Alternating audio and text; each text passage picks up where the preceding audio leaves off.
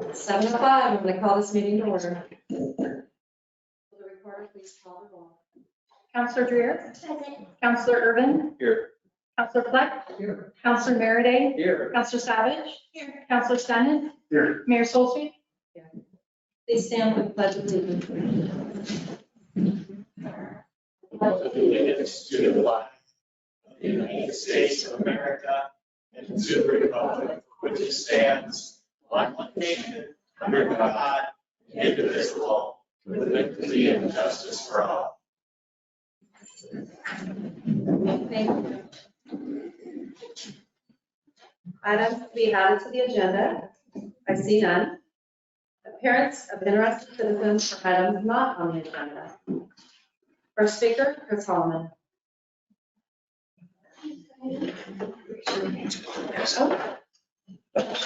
I'm sorry, officers, I skipped your swearing in. Forgive me. Come on up.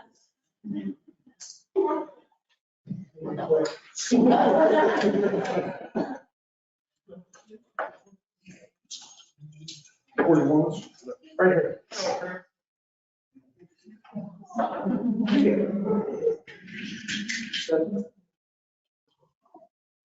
All right.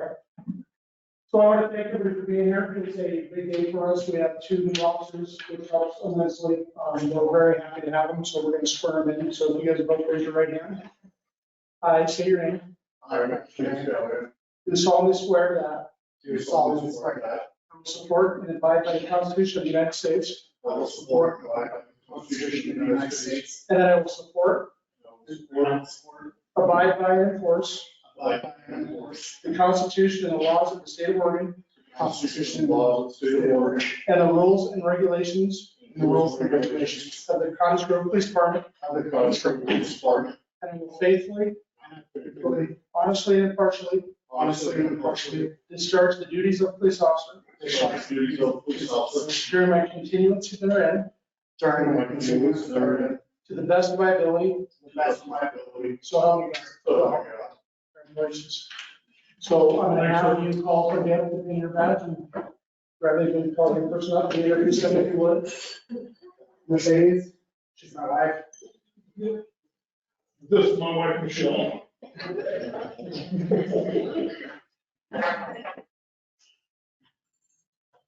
So don't say it too long.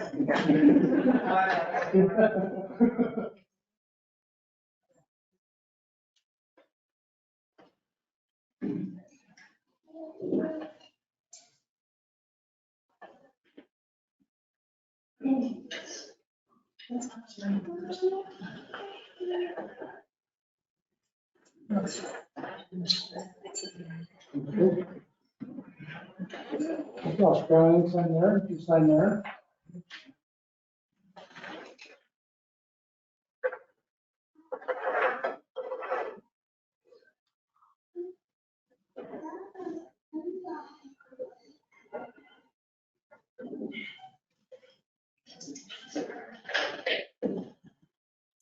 Well, thank you. Congratulations, welcome. Thank you.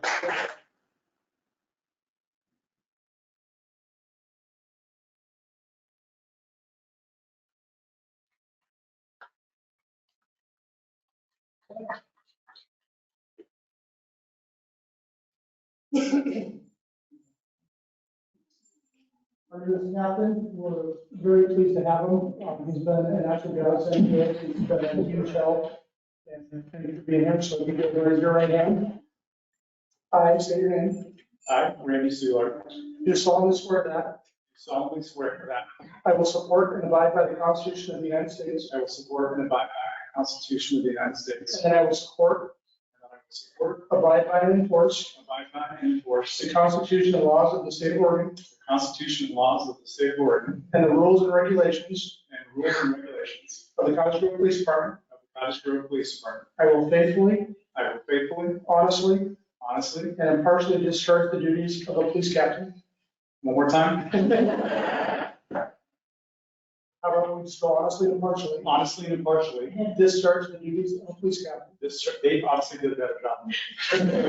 Discharge the duties of a police officer during my continuance there during my continuous there to the best of my to ability. the best of my ability. So help me God. So, yeah, Congratulations. nailed it.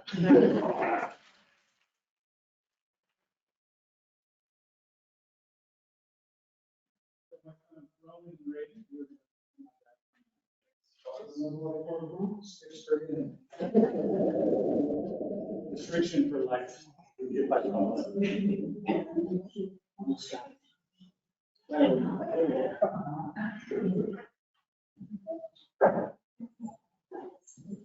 Who's there? Yes.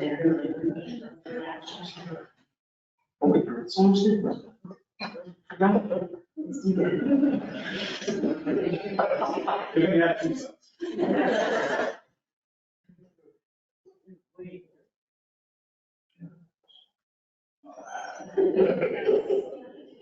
See, doctor.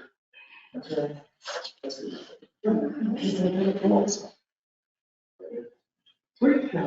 Good job.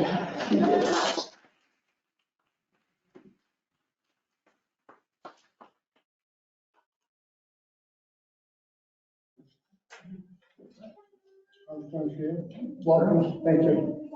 Shanice, you want to come up here? I got one more person in there, it is.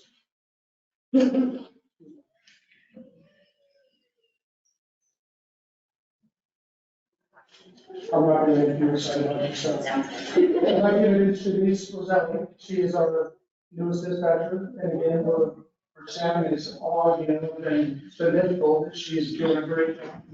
We're happy to give her a big round of applause.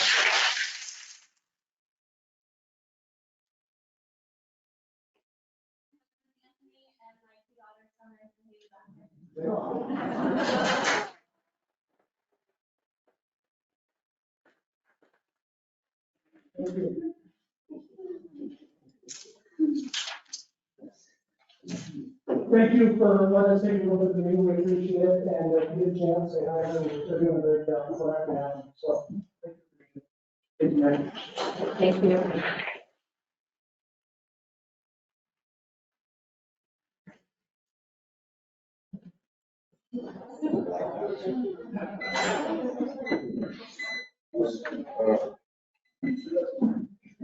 I broke the timer.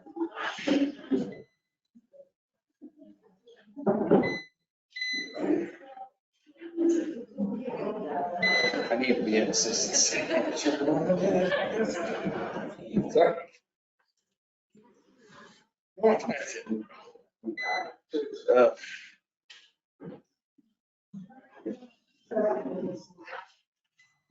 Wasn't doing anything.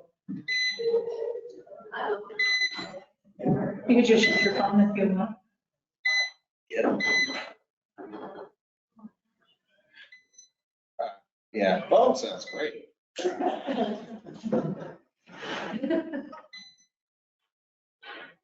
Oh, come on, that's a power. I'll start beeping in a second.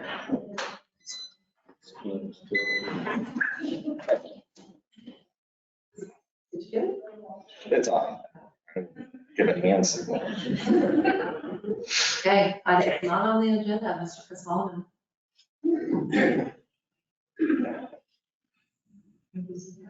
My name is Chris Holloman. It's Holloman. I live at 324 Adams Avenue here in Cottage Grove. And the subject I wanted to address the council with tonight is rats. So even though we're in the political season here in 2024, I'm talking about four-legged rats, not two-legged. And I really believe we're becoming a community of rats. They're just everywhere. And I work in, some of you know, large-scale agriculture. And so I deal with a lot of major compost producers. And in a lot of communities here in the US, North America, they have ordinances about composting. So rats breed, survive, and grow when there's a food source. So look, say in New York City, if you rob a CVS, you get away with it. But if you throw pizza container on the ground with food in it. And the rats will actually have rat police, and they find that, they'll fine you $200. So I'm all for composting, but it needs to be done the correct way. So the ordinances that some communities have is an ordinance against open composting. So composting should be done in a closed container. It's more efficient that way. The worms, the vermiculture grows better that way. And you don't have food for rodents, for rats. So years ago, Lane County, I think, and or Eugene had a program where they were giving away or selling at a greatly reduced cost composting machines or a plastic container where you put your compost, and the rats can't get in there. And so it's a better way to compost, and it keeps the rat population down. But it's getting pretty bad. I mean, they walk down the street on the sidewalk where I live on Adams Avenue. Everybody's complaining about them. They live free in my house. They eat free in my house, you know. I set rat traps and this sort of thing. I just, this last week, there was a case of bubonic plague in Bend. This is where it comes from. So I'm all for composting. We have people that compost right behind my house, but it's open. And since then, we've had rats for about the last 3 years. And it's bad. It really is. And, you know, you have to trap them or put out this terrible place and bait for them that other, you know, you have to be careful where birds and cats can't get to it and everything. So it's a big hassle, but there's a lot of people in my neighborhood complaining about rats. I've never seen it like this. I've lived here for 50 years, and it's becoming a problem. And the city could deal with this by ordinance and look for some grants for composting bins or, you know, for population to help them compost. So anyhow, that's my background. Thank you. Thank you. Appreciate it. Linda Olson.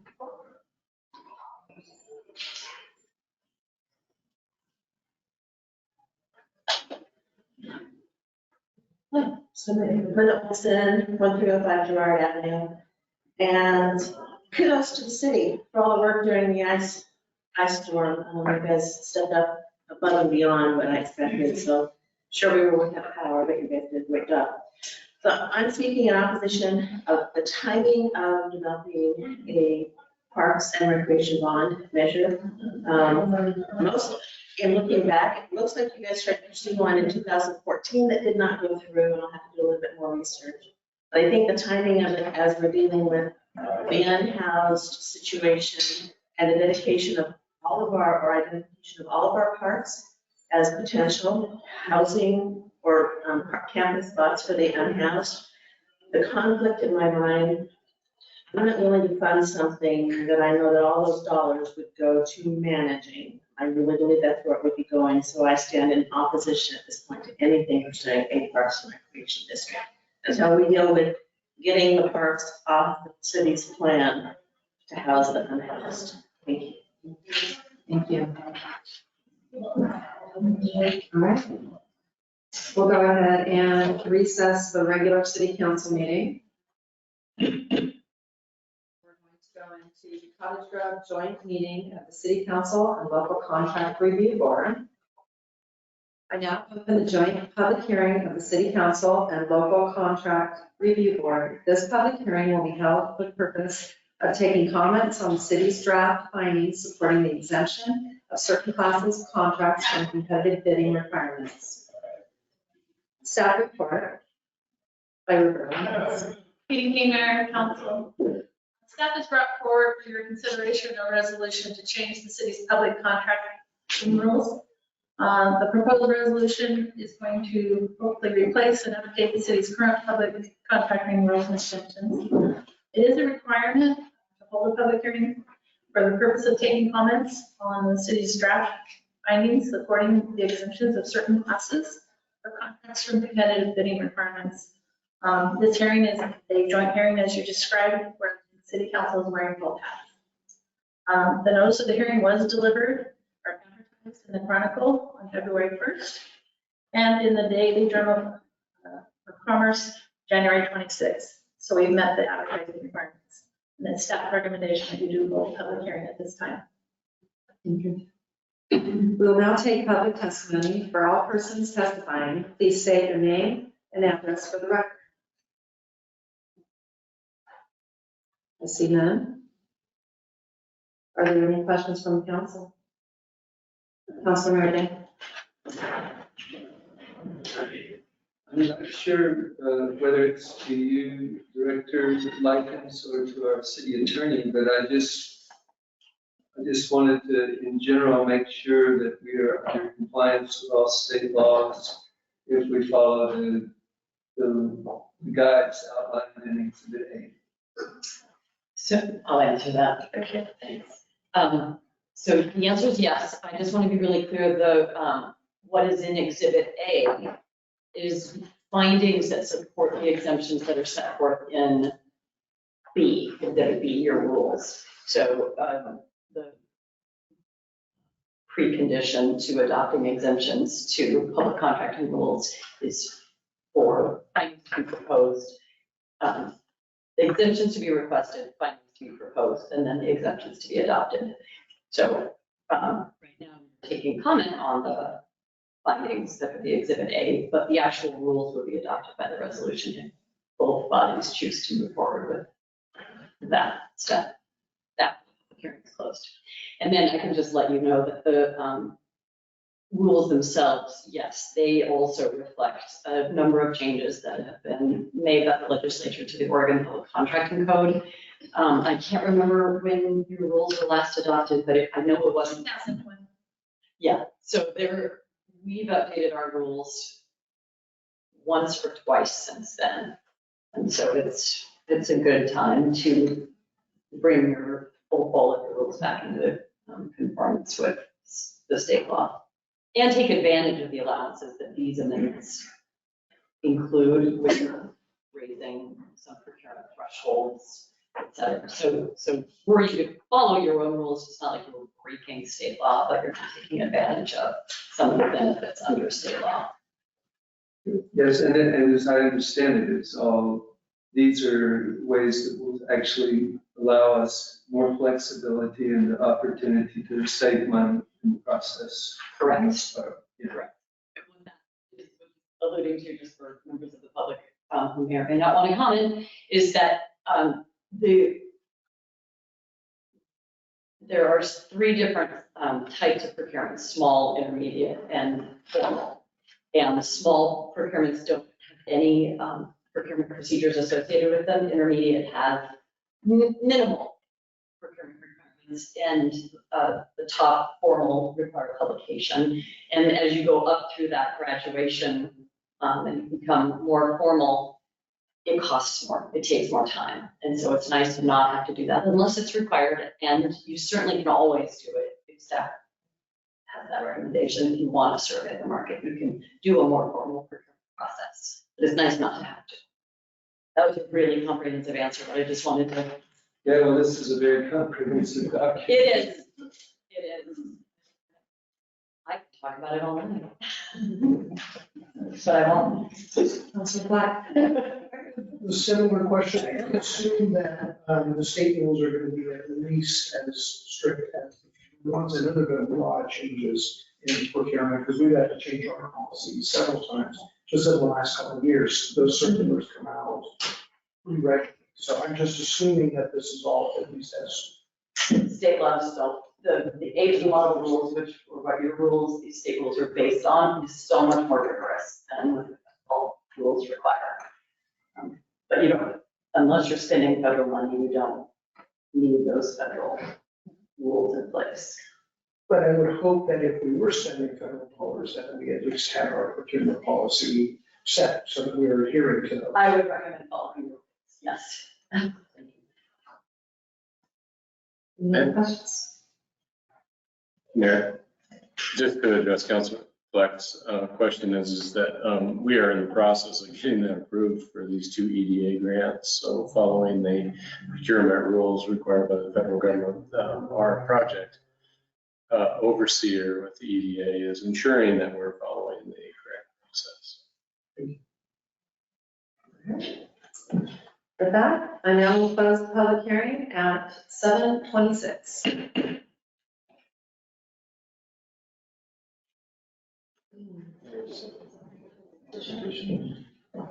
Are we watching to see if there was anybody for public comment on that? Mayor, Councilor Irvin, yes, I could, I've got everyone on here and no one has clicked on or off or raised their hand. Do we have a resolution? Resolution number 2126. Councilor Fleck? Madam Mayor, move that the joint board adopt resolution 2126. Second.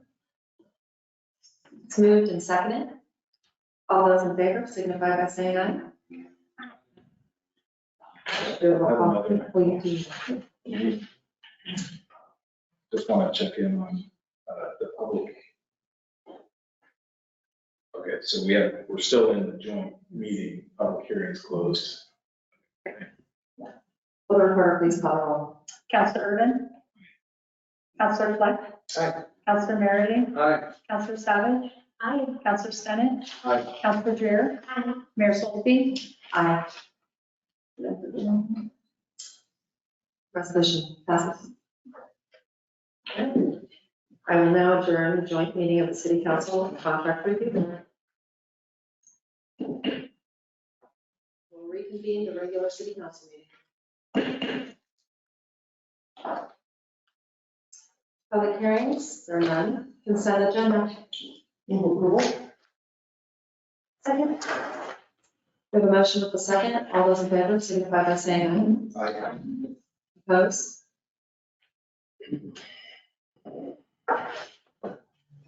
Resolutions and ordinances. Resolution approving participation in the Lane County EPA grant submission for Cottage Grove Community Center Emergency Shelter.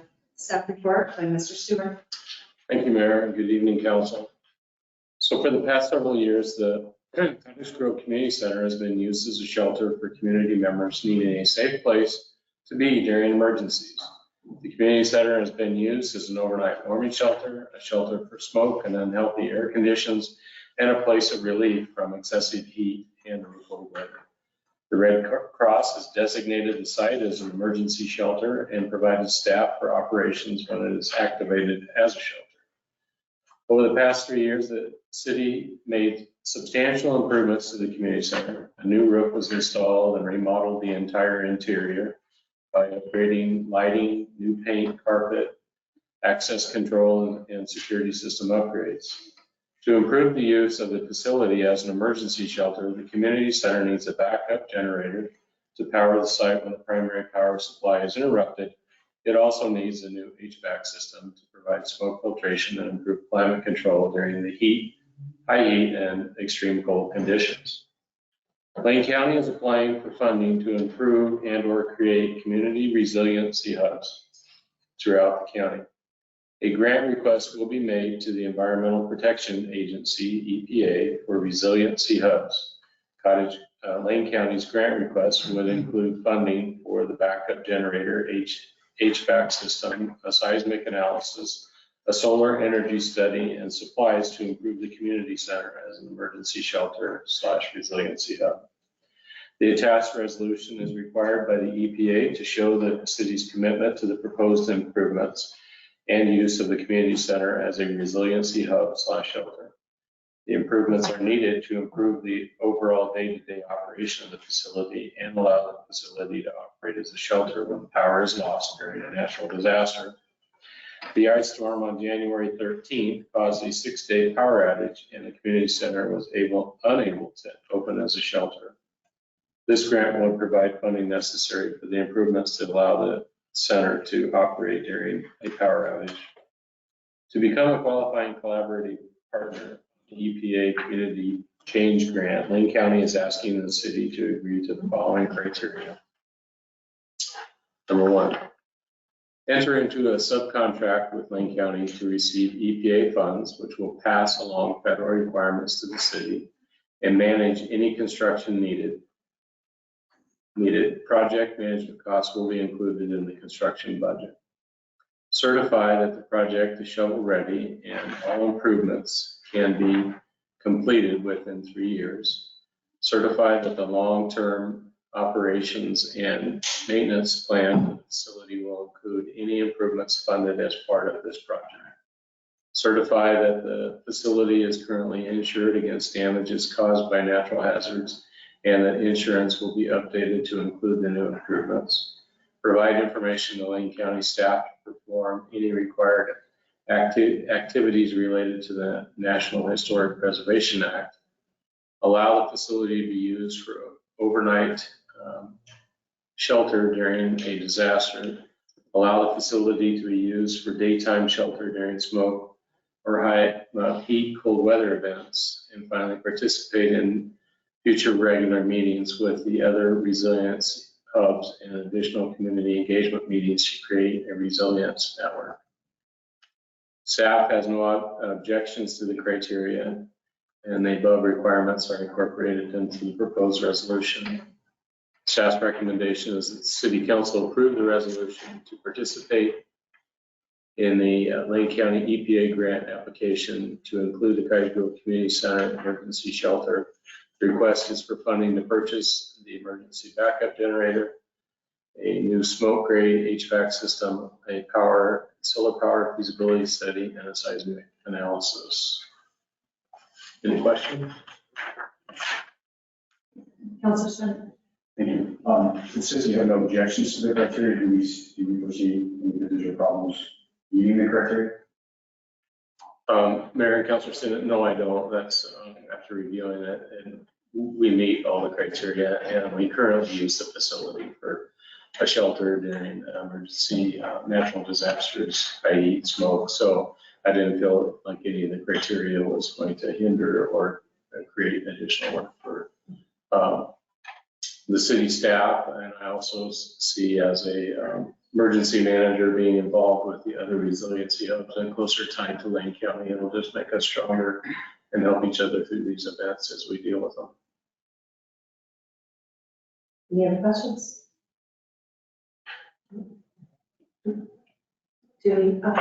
Councilor. I was just going to ask if this is actually resolution 2127. Correct. Madam Mayor, I move that the council adopt resolution 2127. Second. We have a motion with a second. Will the clerk please call the roll? Counselor Meredith. Aye. Counselor Stennett. Aye. Counselor Savage. Aye. Counselor Fleck. Counselor Dreer. Counselor Urban. Aye. Mayor Solke. Aye. Motion passes. And Mayor, just one thing I just share with you. So I supplied a budget to Lane County on Friday. Haven't heard if there needs to be any changes, but the total budget for the community center resiliency proposal is $721,429.27. So just a little FYI. Thank you. Business from the City Council. Commission and committee appointments. Staff report by City Planner, Mr. Monty. Good evening. Thank you, Mayor and Council. The Council appointed 3 subcommittees to conduct interviews of candidates for the Planning Commission, Historic Preservation Commission, and Urban Forestry Committee. Vacancies that were created by term expirations effective December 31st, 2023. Subcommittees were appointed at the November 27th, 2023 City Council meeting. The 3 subcommittees are comprised of the following, with the Planning Commission being chaired by Councilor Fleck, staffed by Councilor Urban and Mayor Solsby. Historic Preservation Commission was staffed chair, Councilor Merryday, with Councilor Stinnett and Mayor Solsby. And then the Urban Forestry Committee, chaired by Councilor Savage, and staffed by Councilor Merriday and Councilor Fleck. It is now appropriate that interviews have been completed and or decisions made regarding incumbent applicants. for each of the chairs to present to the council their recommendation for consideration. A 3-year term to each body that will expire on December 31st, 2026. Recommended we start with Planning Commission Chair, Councilor Fleck. Thank you. Yes, the Planning Commission subcommittee held interviews on, let me start with, we actually had already, the council had already reappointed incumbent commissioner for back at the January 8th meeting. And we held interviews on February 9th. Last Friday, the subcommittee chose to appoint Brandon Parsons. And so our recommendation as a subcommittee is to appoint Brandon Parsons to serve a 3-year term beginning February 12th, 2024 and expiring on December 31st, 2026. Any questions? No? All those in favor, signify by saying aye. Next, Historic Preservation Commission with Councilor Mary Day as the chair.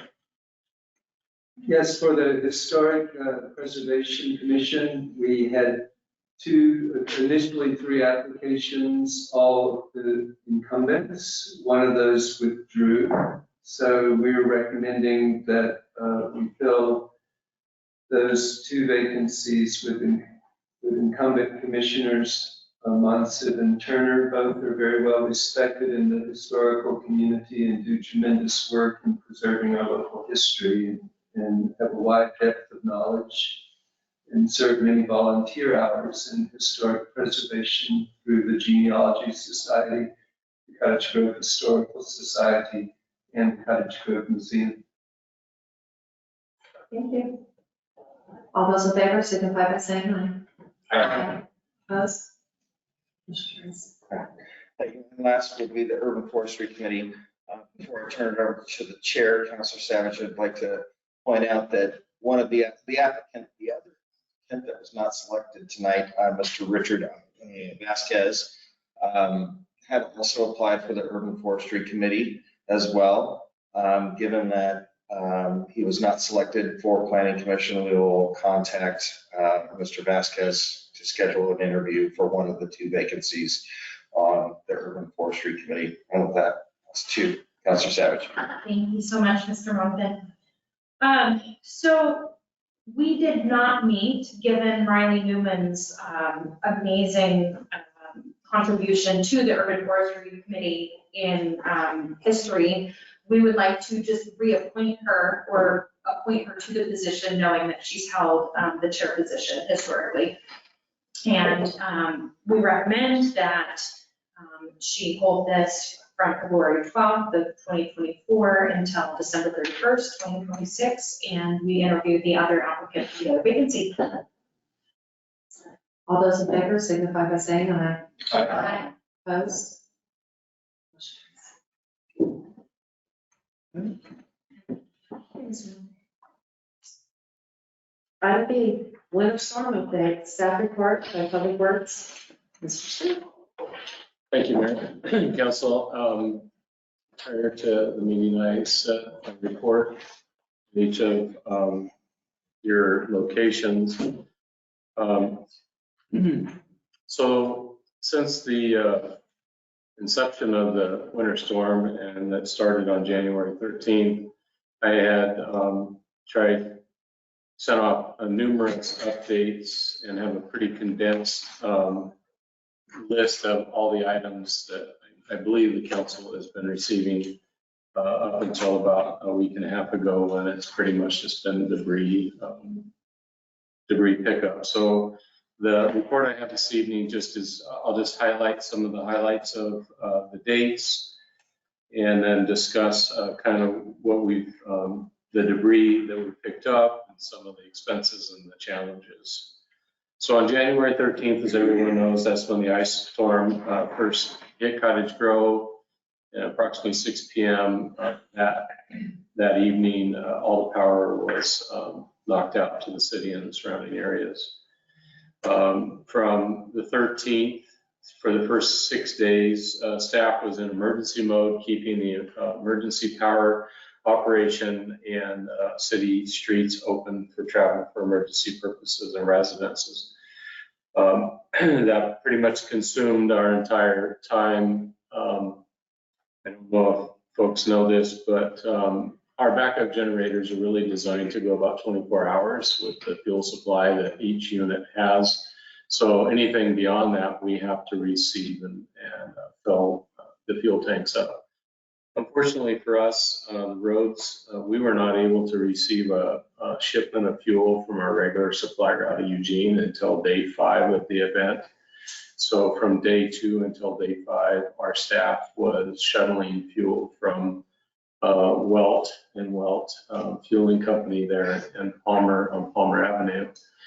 And quite frankly, without their fuel, we would have not been able to operate after day 2. So we wouldn't have been able to maintain our water treatment, our sewer treatment plants, our pump stations, lift stations, and of course our emergency operations here at City Hall with the shelter and with the police department. So I can't stress how important and how vital Mr. Welt and his company was to keeping our city functioning without any type of violations and providing core services to our community, not to mention the dedicated staff that made it in on those treacherous roads to make sure that none of that stuff failed. So on January 18th, power was started to be restored within the city limits. I believe that first power started to come on about 5:30 p.m. that day, and by 10 p.m. that evening, most of Cottage Grove's Pacific Power customers were back on. And then once that took place, the majority of our city crews started shifting their focus to actually starting to remove tree damage and hazards that were around the community. We also started to contract with debris removal companies we realized that this task was going to be much larger than our staff could tackle. So we started contracting with other contractors to clean up the debris. That started on the 18th. On January 19th, City Council ratified the emergency declaration that I declared on January 14th. Then on January 20th, we were able to transition the shelter to the community center, and Red Cross began to oversee the operation of that. On January 21st, we had at that time contracted with 5 companies for tree trimming and debris removal, with a total of 10 contracted crews and 3 city crews out working in the parks, the golf course, the streets, the sidewalks, and other city facilities. Then on January 22nd, power was restored to most all the city facilities. I was mistaken in that because I believe that, actually that's correct.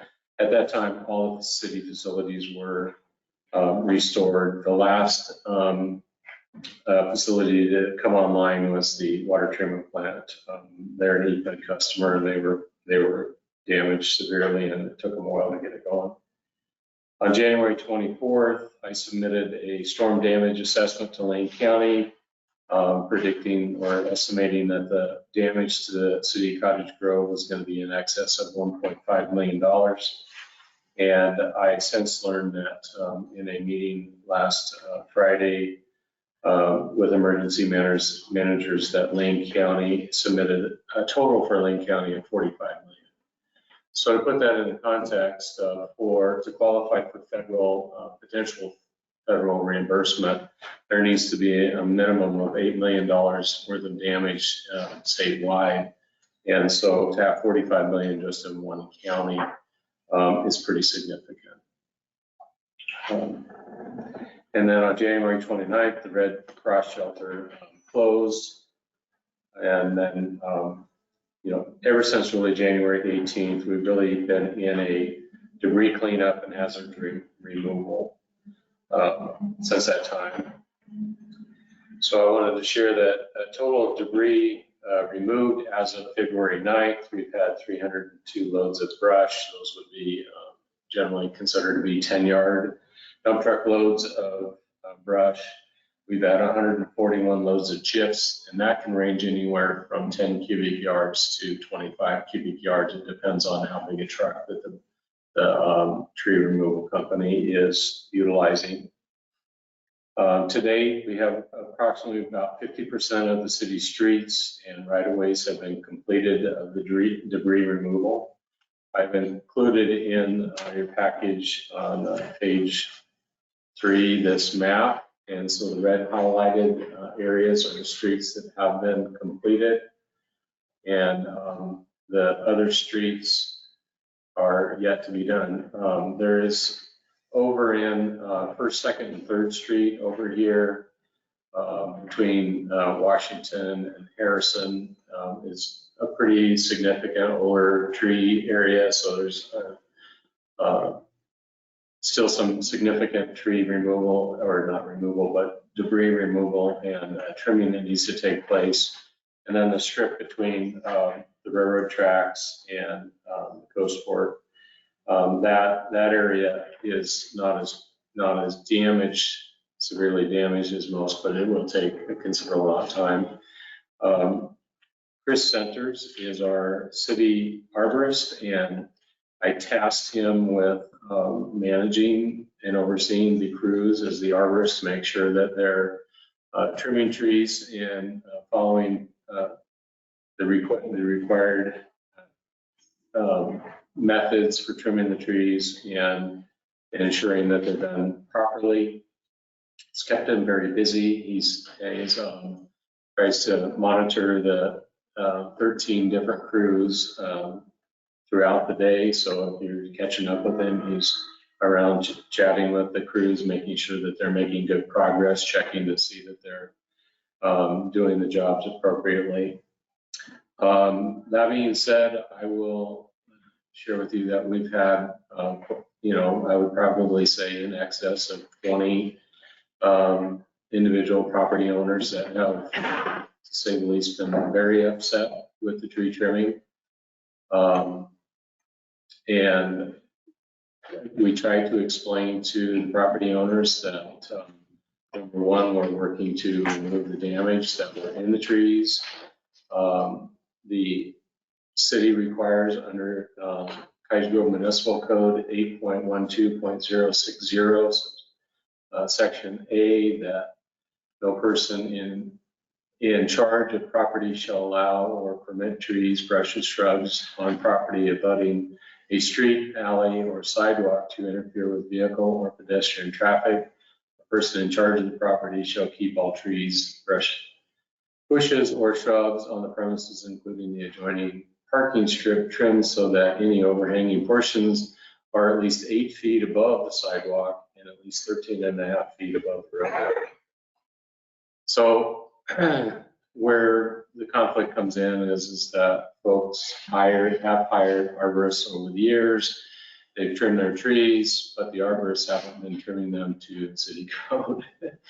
So there is a conflict of professional views. They're professionals doing the job, but I think maybe unbeknownst didn't know this what the city code required. So I would also share that about 4 years ago, we sent out in excess of 580 letters to property owners requesting them to trim their trees that are conflicting with sidewalks and the streets. We had about 10% of those letters that the property owner actually did trim their trees and bring them into compliance.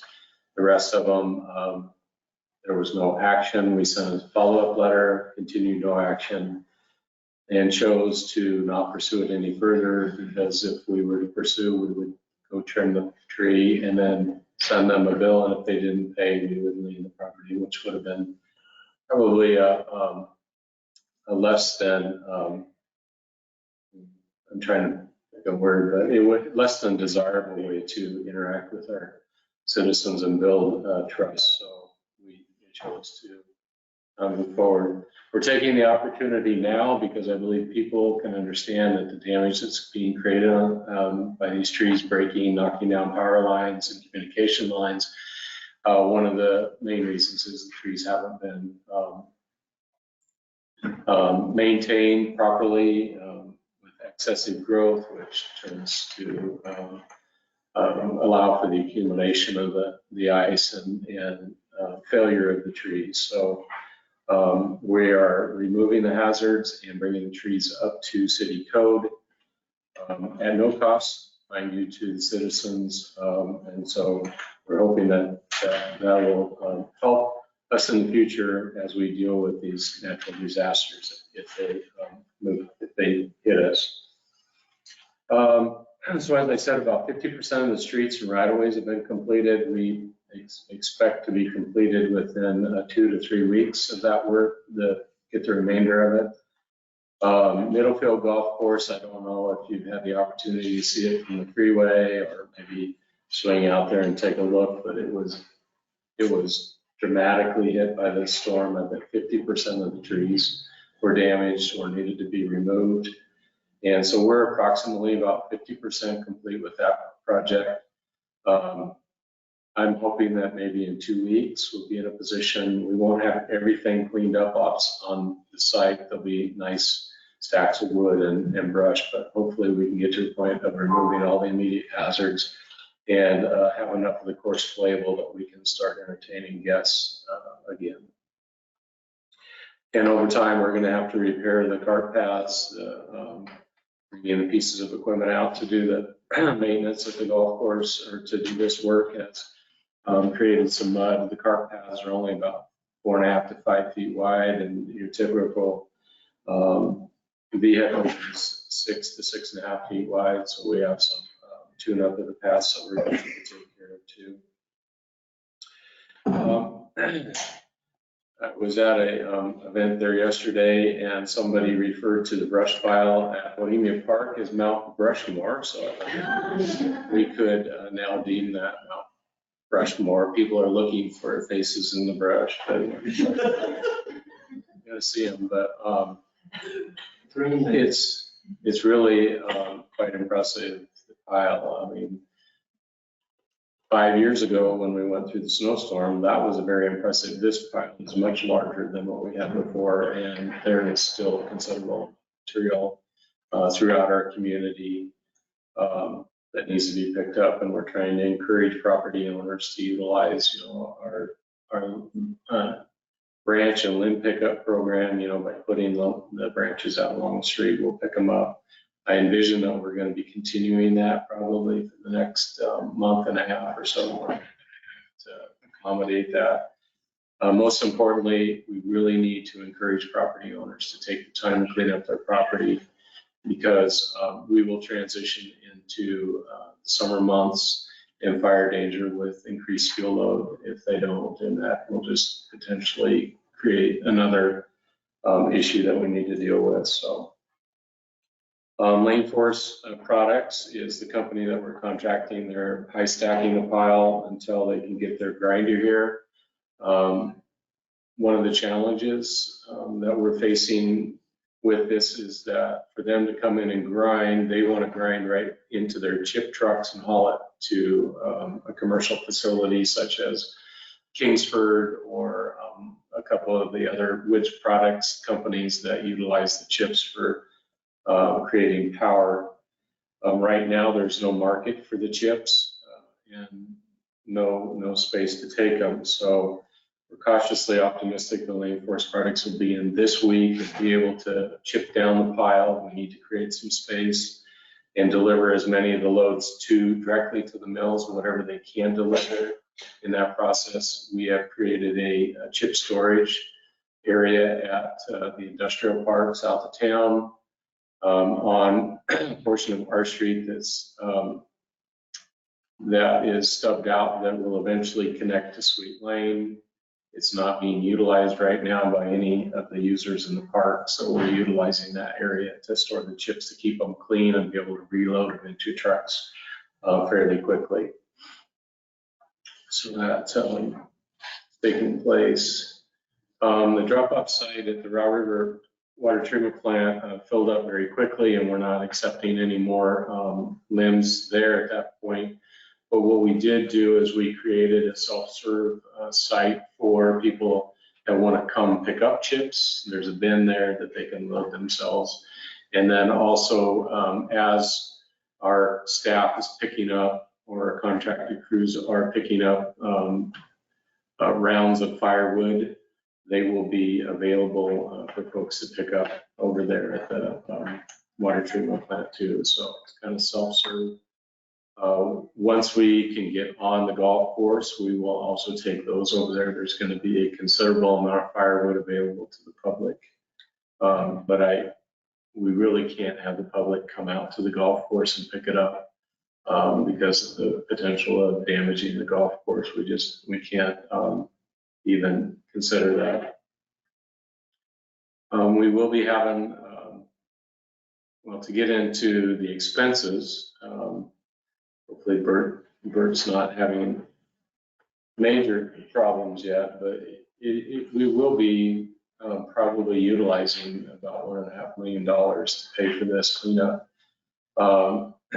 From January 13th to January 31st, just the city staff time that in their timesheets, it was $58,000 of city staff time.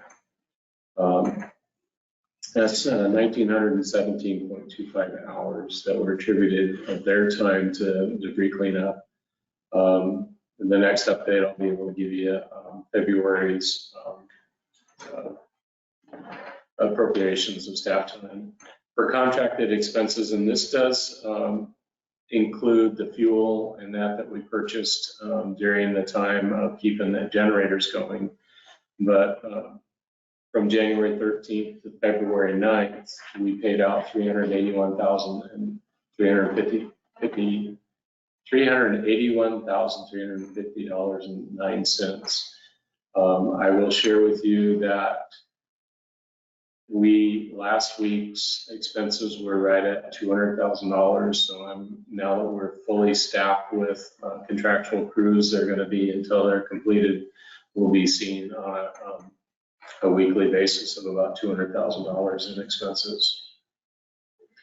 We will be bringing on 2 additional crews this week to help, in hopes that we can shorten the time to 2 weeks instead of 3 to complete the street cleanup and sidewalks.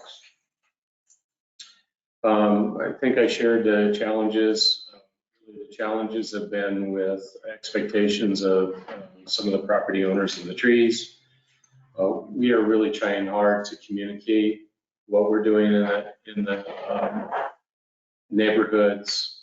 We're asking our contractors, requiring our contractors to attempt to try to talk to a property owner if they're present, especially if we're going to be trimming a tree that is their private tree, but it overhangs over the city sidewalk or the street. We want to ensure that we try to communicate to them that needs to be trimmed to meet city code.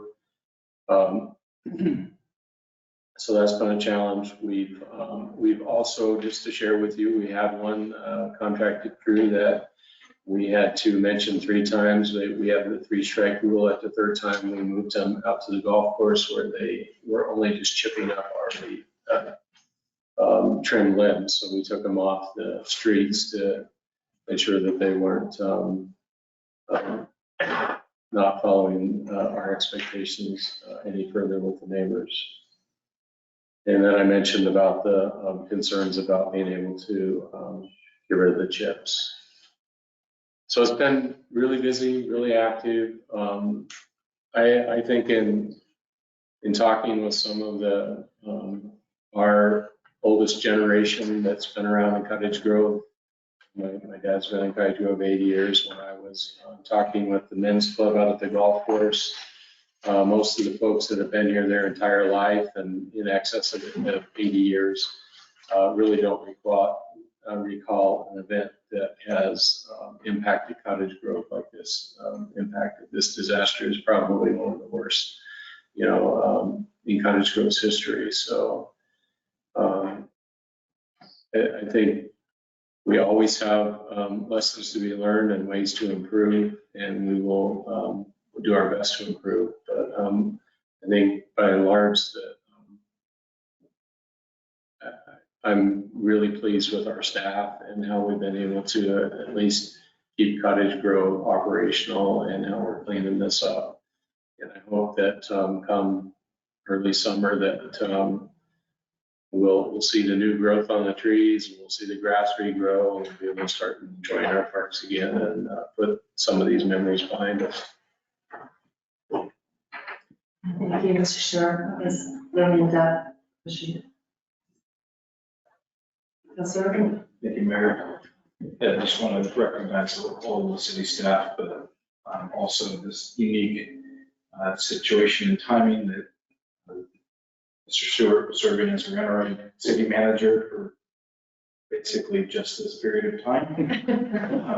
And that we really appreciate you stepping up and taking the helm in that time and doing just a stellar job and all of your staff. So we really appreciate it. Yeah, thank you.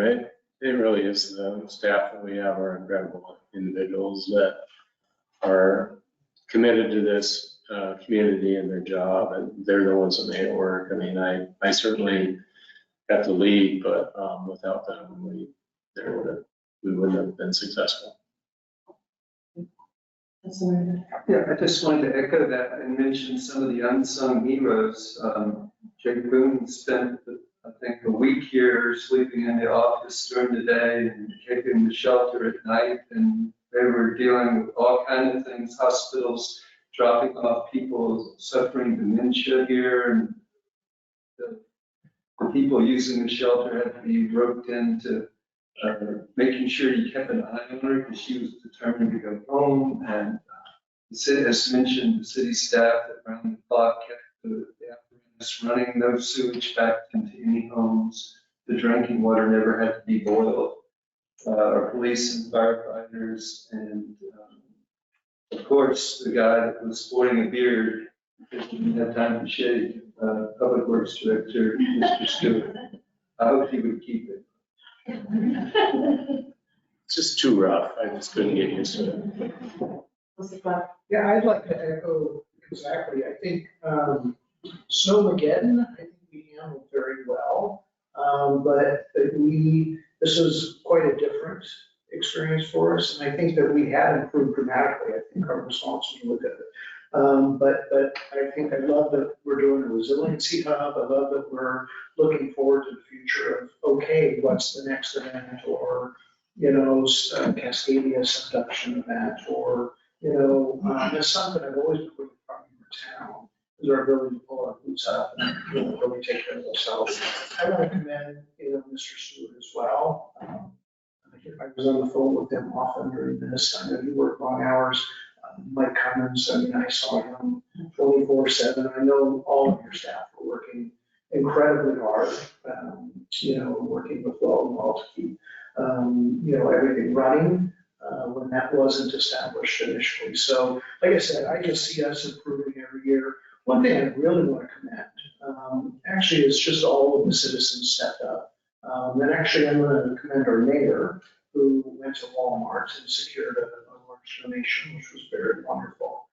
During the midst of it, as tough as things have been in the last few years up here, it was just so empowering to see that when the chips are down, people really put what was important first.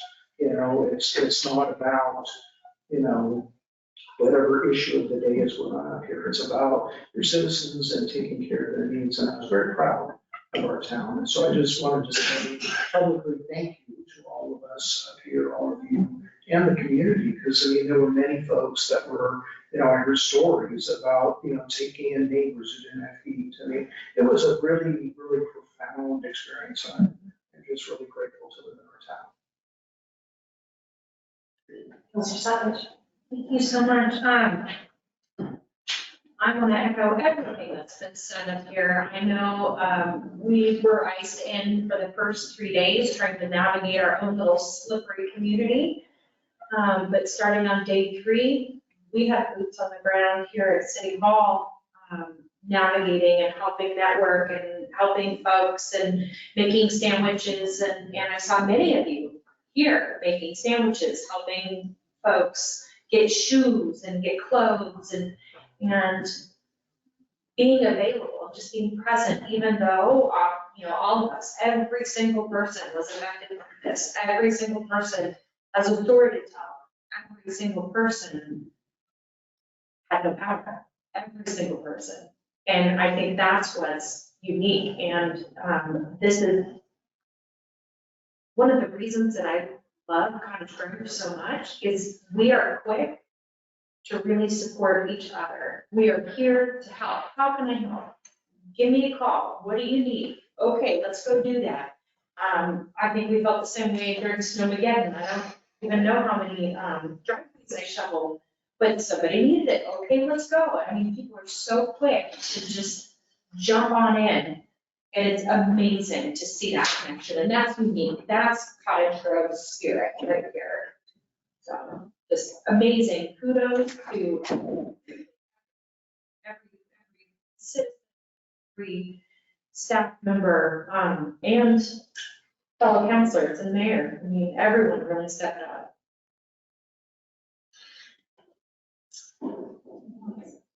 Well, I actually have a few things to say about the ice storm as well. I wanted to commend some of our businesses in town. Cascade was incredible, extending hours, working with the generators, and their employees were pretty much working in the dark over there. And at one point, the branch went through the bicycle shop's window and shattered it. And I called Jake at Cascade, and he came over and got his tape measure out, and he was going to put boards on it. And fortunately, we got hold of Chris, and he showed up and was able to take care of it himself. Welt was amazing. The restaurants really stepped up. Ramen was giving away free meals. Jack Spratz was as well. La Patisserie brought a bunch of cakes down here for everyone. Police and South Lane Fire and Rescue were amazing. That really worked that staff to crazy hours. City staff, I cannot say enough about city staff. Craft Pizza delivered pizzas down here. Walmart was so generous. They didn't even make us go get it. They were delivering to us. Their managers came and toured our warming shelter to get a numbers count. And they not only gave us provisions, but they gave us gift cards for future, which is pretty nice. Weyerhaeuser donated fuel to all their employees, but they said, don't just keep it to yourself. If you know anybody else that needs it too, come back to us and we'll give you more fuel. There was a firewood giveaway at the Elks Lodge, and I couldn't get everyone's name for that, so I apologize, but I tried my best on that. But Karen and Heather Murphy organized it. Sarah Canales, Leslie Canales, South Lane School District Early Learning Center, Mark Murphy, Rod, Samantha Duncan, Nathan and Pat, I just have their first names, Rod and Julie Gardner. Cottage Grove High School sent over about 7 other football players from their team to help. New Hope handed out 200 meals in just one day. They also opened up their showers for the public.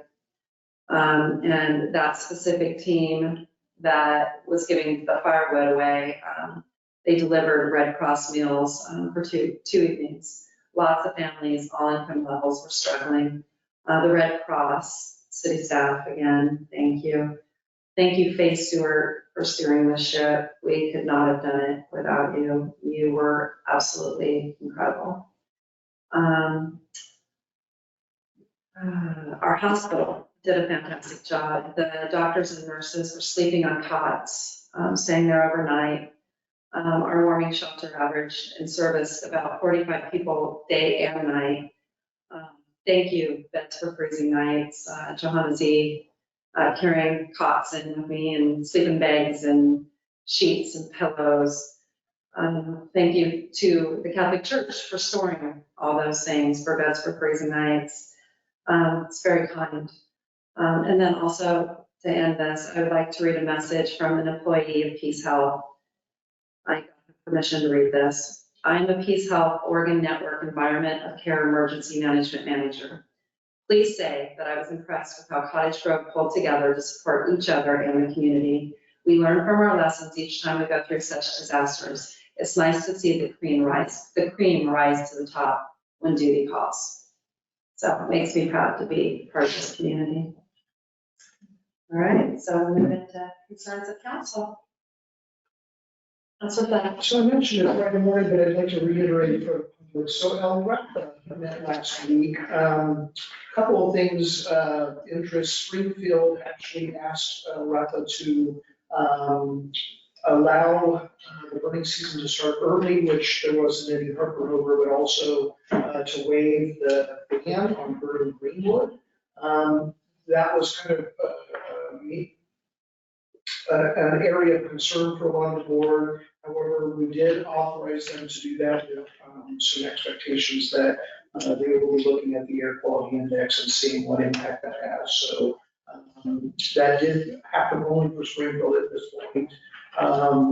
One of the other big issues in that meeting is that the EPA actually has lowered the PM 2.5 standard. So PM is particulate matter, and it's matter that's 2.5 microns or smaller, which is the stuff that can actually get into your bloodstream from your lungs. So a big problem in big cities, that's diesel and other things in Oregon, that's wood smoke. And so that standard is gone from, gosh, I don't remember, it's 12 micrograms of something rather than 9. I wish I had more expertise in this, but we will also, so overage in our airshed is under our wrap up authority is the kind of the major area. They have a bowl where they end up with conversions, and yeah, they've done a lot of good work up there. They will likely be under that standard, but believe it or not, Cottage Grove actually is kind of bouncing on that new standard. So I'm not sure what that will mean for our future, but something I want to make sure that I call attention to, because that could end up, I mean, we shouldn't see things like Oak Ridge. I mean, Oak Ridge literally had to train their police to detect opacity from chimneys so that they could tell if somebody's burning wet wood. And they've done fire programs, and they've done heat pump replacements and certified pellet stoves, or trying to reduce that particulate matter. So, like I said, we're not there now, but I did want to kind of raise this as a future concern because that could impact our community. That's it for me, thanks. Thank you. Rather concerned to meeting a group of representatives from ACTEC. As folks know, they manufacture products that are primarily can handles. It's a 6-pack can holder that sits on the top of the cans. 70 employees here. They informed me as the Ward 2 representative that the week before last, they had notified there are 70 people here that they'd be consolidating back to Eugene. Basically, out of necessity, driven by a couple of market factors. There's been in kind of an ongoing effort with the Department of Environmental Quality in Oregon to have their can handles classified as recyclable, which they've not been able to do. Essentially, it's an optical sorting system that recognizes the can holders in the coping, which is coping and recycling. They have invested a lot of money in studies that show that the sorters will find those the can handles and enable them to be recycled, but the DEQ will not sign off on them being recycled. That understandably affects people's purchasing of items that are recyclable. And it's been detrimental to their business, as has been kind of it's sort of described as a sort of normalization of the craft beer market after the pandemic. Obviously, alcohol consumption went up during isolation, but has since kind of leveled off and kind of taken a lot of the oomph out of the industry as well. So a combination of those two factors has prompted them to make the decision to pull back out of Cottage at this time. They assured me that there is space in Eugene for the 7 people that work here, provided they're willing and able to do that. It may not work out in all cases, but it's still $3.3 million in wages that come out of the community. We say big building, it's at dormant for some time and quickly left town. So it's a huge role, and it doesn't sound like there's a whole lot we can do about it. So it's over conversation. They have done what they can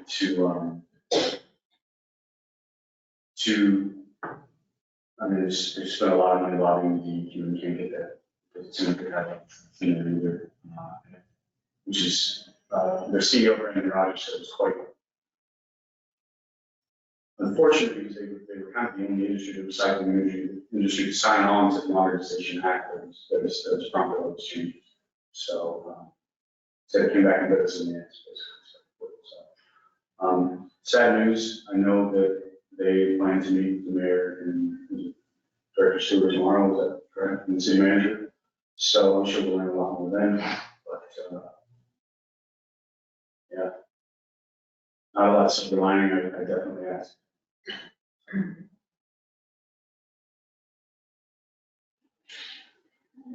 Anyone else? Counselor? Yeah, thank you, Mayor. I'm wondering what the outcome of how long ago it was when the big generators went down and the rental and then the replacement. And then we had discussed what could be done about the other one. There was a lot of the impression that it was going to get rebuilt, and that might be something that could be used on a mobile basis. So just want to update on that. Mayor, Councilor Urban, unfortunately, Caterpillar was not able to locate the parts necessary to rebuild the engine. So unfortunately, it's not possible to rebuild it. They were cautiously optimistic that they could find the products, but they're just not available. So I've been trying to engage with them to, there are pieces that they would like to purchase and recover some resources from it. I'm hopeful that as we look towards opportunities for emergency management grants, I would like to pursue upgrading the generator that's here and then utilize it as a backup generator. So I still want to accomplish that goal for us as a city, but we may be doing it in a different manner than the 600 kW that I was hopeful that we could rebuild. Anyone else? I have a few things. I sent an email to all of you on council some time ago, so I didn't want to blindside anyone with this. But I would really like a consensus and see how you feel. If you feel like our recruiter did their due diligence in and is not in any kind of breach of contract as far as per industry standard. I believe they should have supplied full work history for all of our candidates for city manager. And I would like to talk and see if we have a consensus, to see if we could have the city attorney review GMP's contract to see if it was a breach. There you go.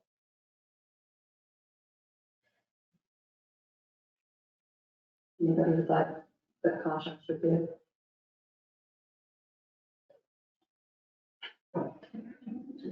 I think if there's concern, we should satisfy the concern. I'm not sure what expense is going to be involved in that. If it's something that can be, the primary concerns can be addressed and have an opinion given on it. Carrie, how long do you think that would take just to look over that contract? That wouldn't take very long to identify whatever standards of performance were integrated into it. Seems to be the, In particular, whether there was, what level of detail was included in the scope of work. I'm in support of that. Councilor Urban is, anyone else?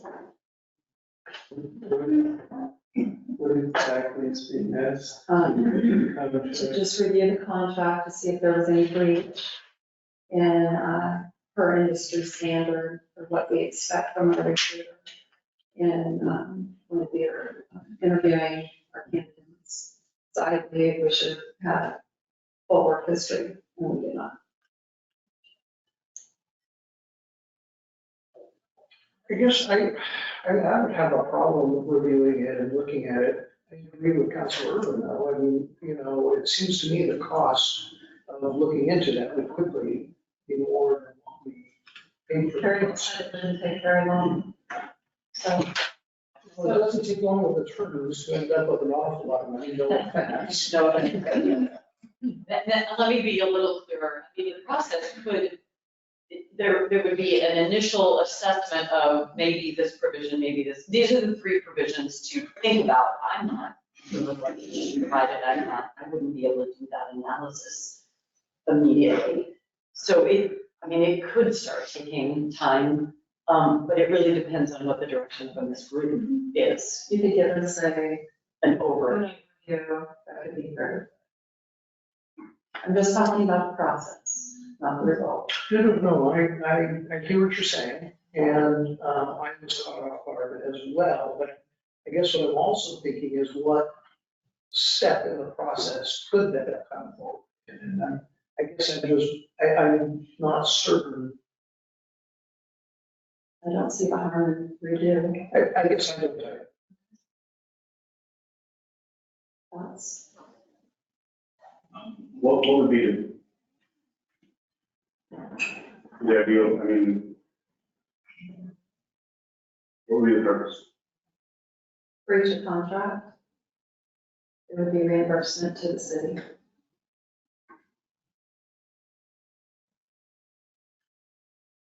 I felt blindsided. And I don't think it's fair to candidates as well.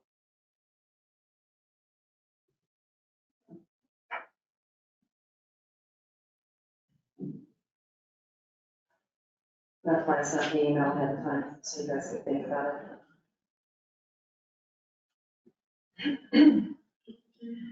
I'm just going to clarify that statement, Madam Mayor, so I don't want to give the impression that members of the public that there was any kind of conversation occurring privately outside of the context of a public meeting. Yes. So I'm assuming that you've sent individual emails emails. and said don't, and not to reply. And Okay. they reply. Not putting words in your mouth, I just want to. Yes, that's exactly what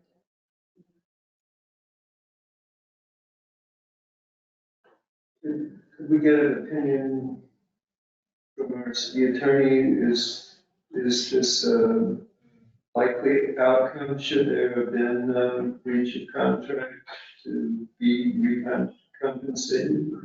I don't know. I can tell you the breach of contract claims are not easy. Were you to have to go the litigation route, I'm not sure even what the conflict resolution provision is in the contract, which is, I think what the mayor is asking is, Carrie, can you take a look at it to even let us know what would be the provisions that might have been breached, and what would be the next steps? And pros and cons of proceeding with any of those, probably ranging from do nothing and it's worth the time and effort to make a claim to, here's the route that the contract identifies. That all is off the top of my head. I didn't review the contract. I haven't been involved. I'm not even sure of the performance that may not have met the standards in the contract. So it would not be an in-depth factual analysis for you.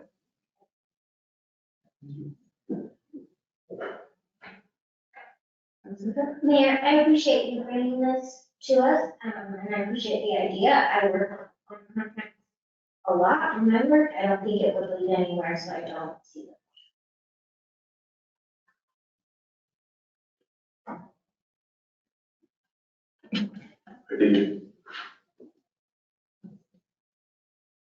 I think there was more than just that, unfortunately. Circumstances take place during the search. I think we got a good candidate. And I can move forward. So, no. No.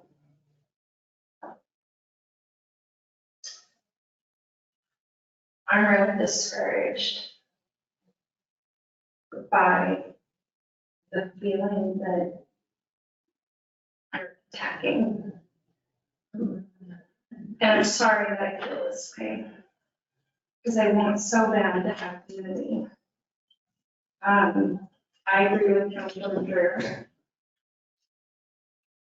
We can take a look at it, but I don't think it's gonna go anywhere. So I'm neutral.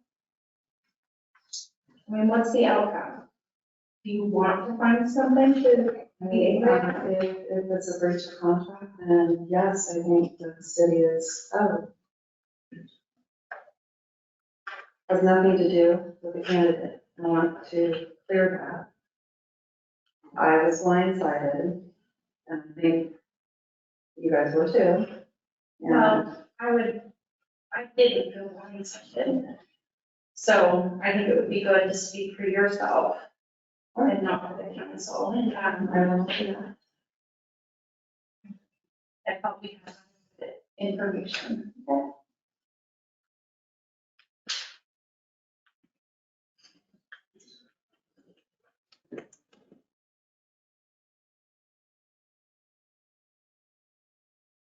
Mayor, I wonder if we should revisit this at another meeting and give folks a little more time to think about it. Okay. I guess, like I said, it wasn't a huge amount of money, and the more I think about it, it really makes sense with well outpace. I will share your concerns that there were, items that came forward that caught me off guard, and I'm thrilled that they came out, although some substantial, comments and others that, were questionable as to, their veracity, but, that should have been up front. But I guess I also wonder what are industry standards? Is that actually done at the end when you pick somebody? And that seems a little counterintuitive, because then you go back, to another candidate. So, like I said, I guess I just don't have enough information. I'm not objecting to looking, but I just think that the outcome, because it was small amount of money, relatively speaking, obviously, for you or I, that's, significant. But once again, once you start getting into legal matters, and or mediation and or whatever provisions were, which I don't remember, I also think we might be chasing, something that, I personally also agree that piece could have been better, but overall, I was thrilled with the outcome. So, I mean, like I said, I'm a little conflicted too, but I don't really object. I fear we're more than spending money. Not keep up the effort. And I'm feeling some uncomfortableness. I mean, this is something that we could bring up at a future meeting so that folks can have a little more time to contemplate.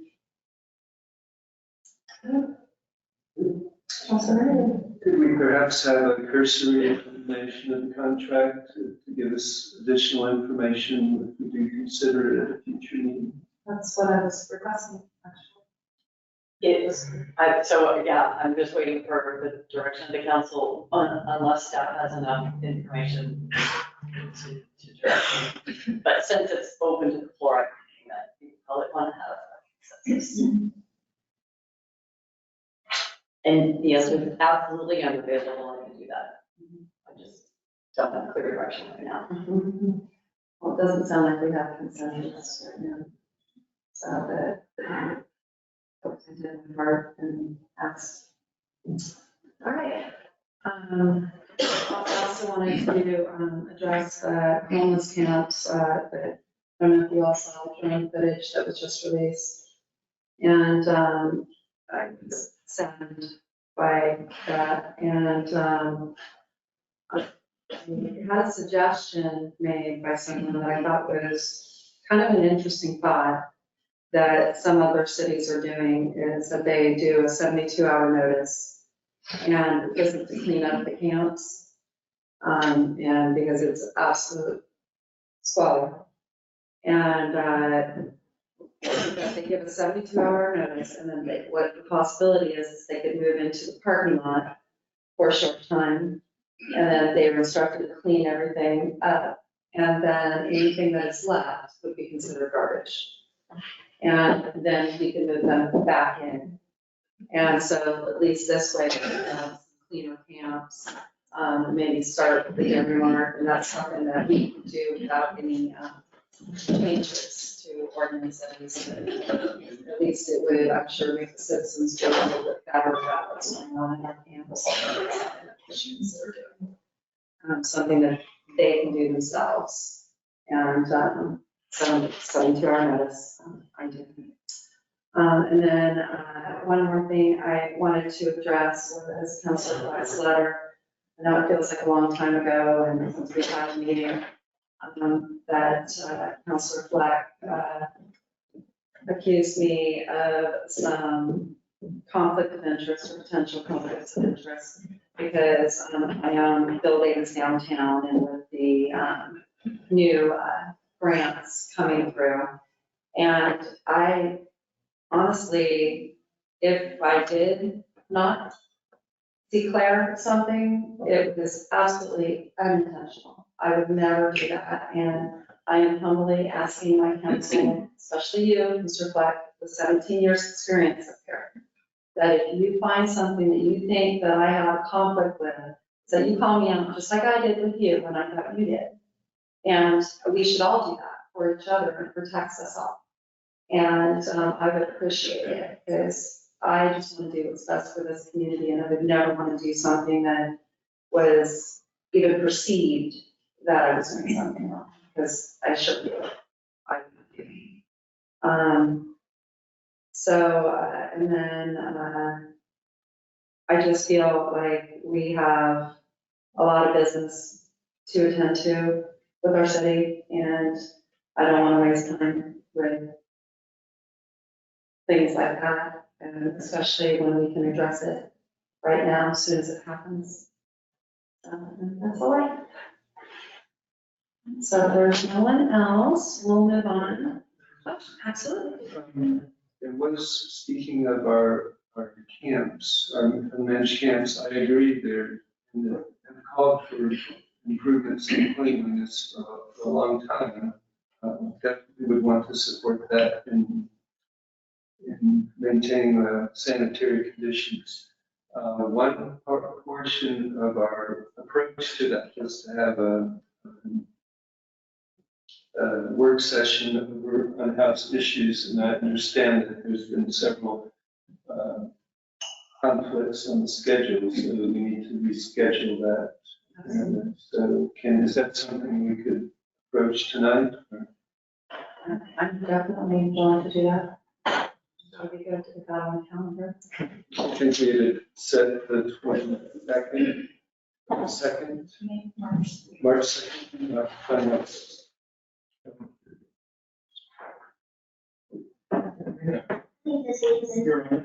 Yeah, it's actually during the.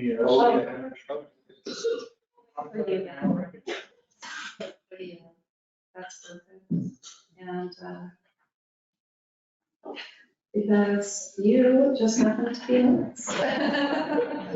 Apart from the city manager. Well, good evening, Your Honor, members of the City Council. First and foremost, I just want to echo what everyone just said. I cannot tell you how incredibly impressive it was with how the city staff, council members, the whole community responded to the ice storm. You guys owe yourself a round of applause. You owe yourself a really big pat on the back for how this community pulled together and address, what really was a once in a lifetime, hopefully, event. And I can't tell you from the outside looking in, and my first day on the job was the day the power came back, how impressed I was with what this community did. I mean, you guys really, really came through. And I think as some of you have said, I think it's emblematic of the spirit of Cottage Grove. My wife and I have only been here for 3 weeks. We have felt welcome. We have felt, like we have really already become a part of this community. So thank you for that, and congratulations on how you dealt with the ice storm. A couple more items. One is dealing with council chamber sound system and the audio visual here in the building. Let's be honest, it's not perfect, and it really does need to be improved. I'm working with the city recorder, with the community development department, public works, and our building department. We're going to be bringing you back a proposal. It'll be part of next year's budget to really kind of take a global approach to upgrading the audio visual and just, seating arrangements and everything else. I recognize that you in the audience can't see this. There's a huge wooden box underneath the council chambers over there that 2 council members are whacking their knees on as we speak. So we really need to upgrade the system. The second item I have is raised earlier, is we have a work session on homelessness scheduled for Saturday, March 2nd. And when we call people back, we are asking council members to give up the Saturday for this. We learned on Friday morning, the 2 council members are not going to be available on March 2nd. So the city recorder has been working with council to try to see if we can find another date. We'll work with our friends from St. Vincent de Paul, who are going to be facilitating the homeless work session, and also finding dates that are going to work for all council members. Along those same lines, one of the things we talked about before, individually and also a little on Friday, is having a city council retreat. Really with an emphasis on team building and communication. I'll also talk about goal setting and strategic planning.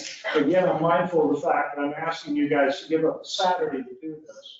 But I think it's really an opportunity for us to work together to establish trust and respect between elected officials, city staff, and the community. My suggestion would be is that we get the homelessness work session scheduled. And then after we've got that scheduled and set up, then let's talk about having a retreat. But I'd like to hear some feedback from the council on this, because I want something that's going to be meaningful, something that you feel you're going to get something out of, and it's going to have a lot of value for you. I was joking with somebody the other day, we'll send you all on an outward bound where you'll have to, form human pyramids, climb over walls together. I'm not sure that the city attorney or a workers' comp would appreciate that. But, again, it's something that we hope will have value for you. So any feedback that you might have, I'll take it tonight, give me a call tomorrow, let me know. I think this is really an idea that we should be planning.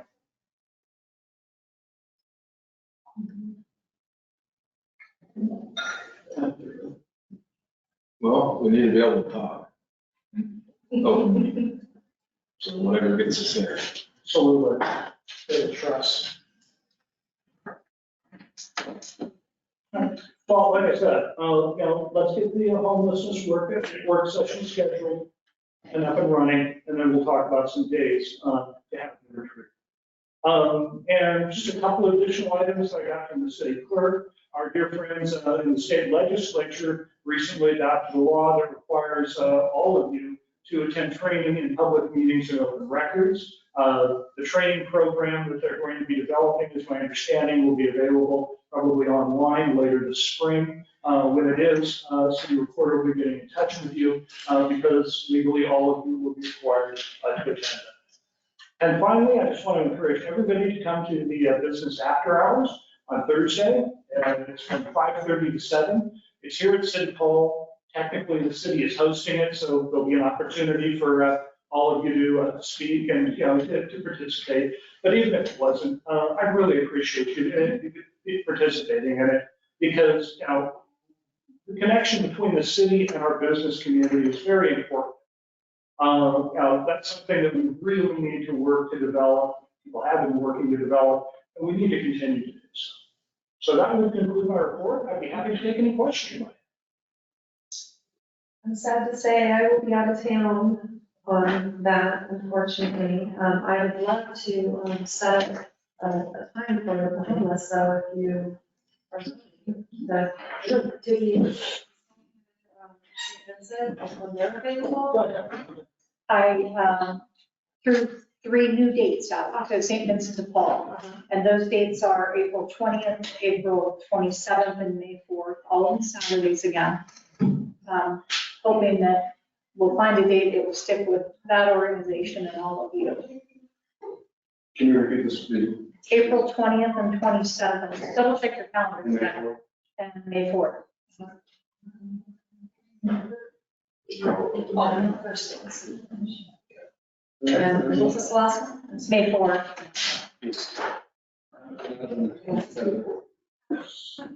Does anybody have a conflict on any of those 3 days? The 20th. So maybe the 4th. Okay. 4th is good. Does anyone have a conflict on May 4th?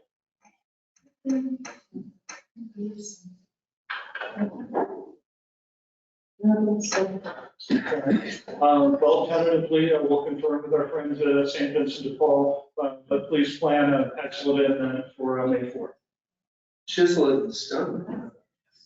Chisel it in stone.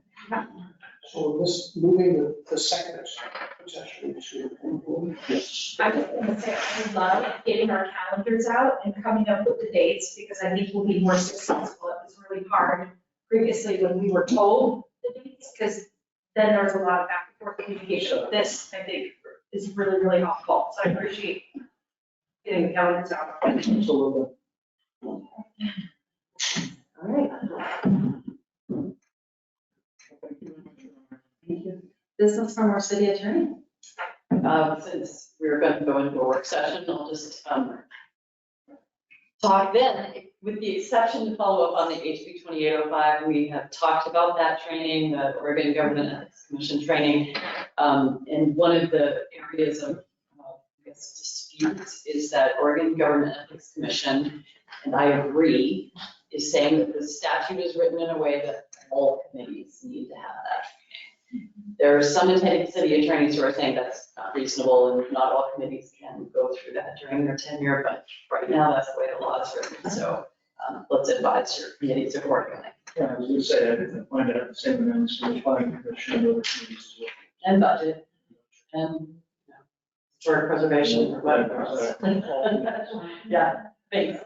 That wasn't a correction of anything that was said, it was just an addition. Make sure that's out there. Okay, items removed from the consent agenda. I see none. So this meeting is adjourned. Are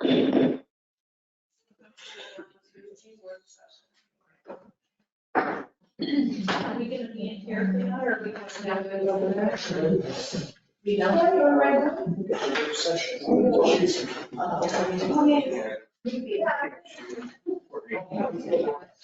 So I maintain the same meeting link. I maintain the same meeting link. So if you guys are comfortable, sitting here, just keep it rolling.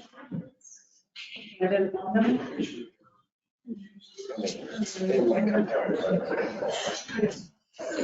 Do we want to take just a short little there? We want to take just a short little break.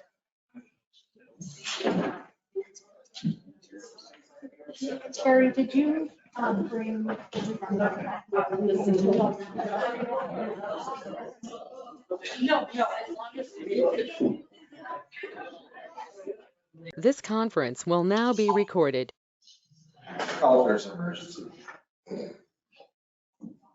I'm almost ready. Is everybody down? Perfect. I can. You see it? Oh, I can see it. Okay, I'll start our third folder for recording. This is killing me. Not a problem I ever had. Not at all. Yeah. All right, you guys ready? Yeah. Okay. Moving into our work session, I'll call this meeting to order.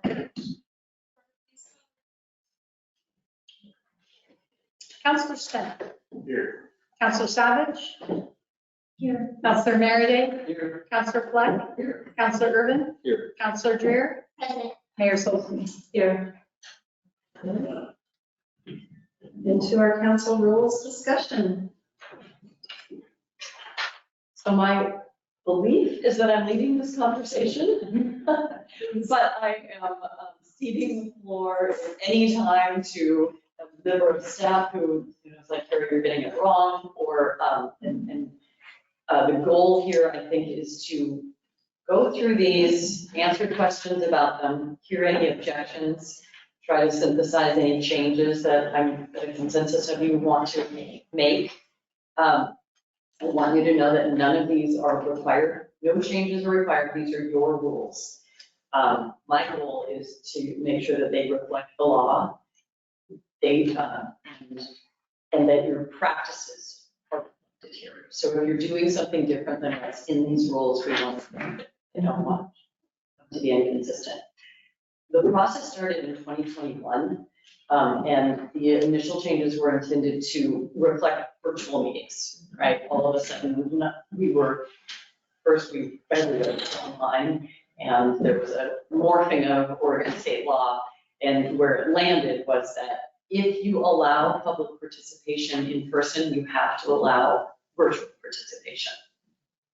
And so what we want to make sure is that there are ways for your staff to control any kinds of inappropriate visuals or audios that are coming through your screen. So that is further in there, but as the process went on, then we thought, well, let's, again, back to the whole, let's make sure that the rules reflect what you actually do, and that the rules accommodate situations that have come up that we didn't really expect, like emergence, needing to cancel a meeting due to emergency circumstances, et cetera.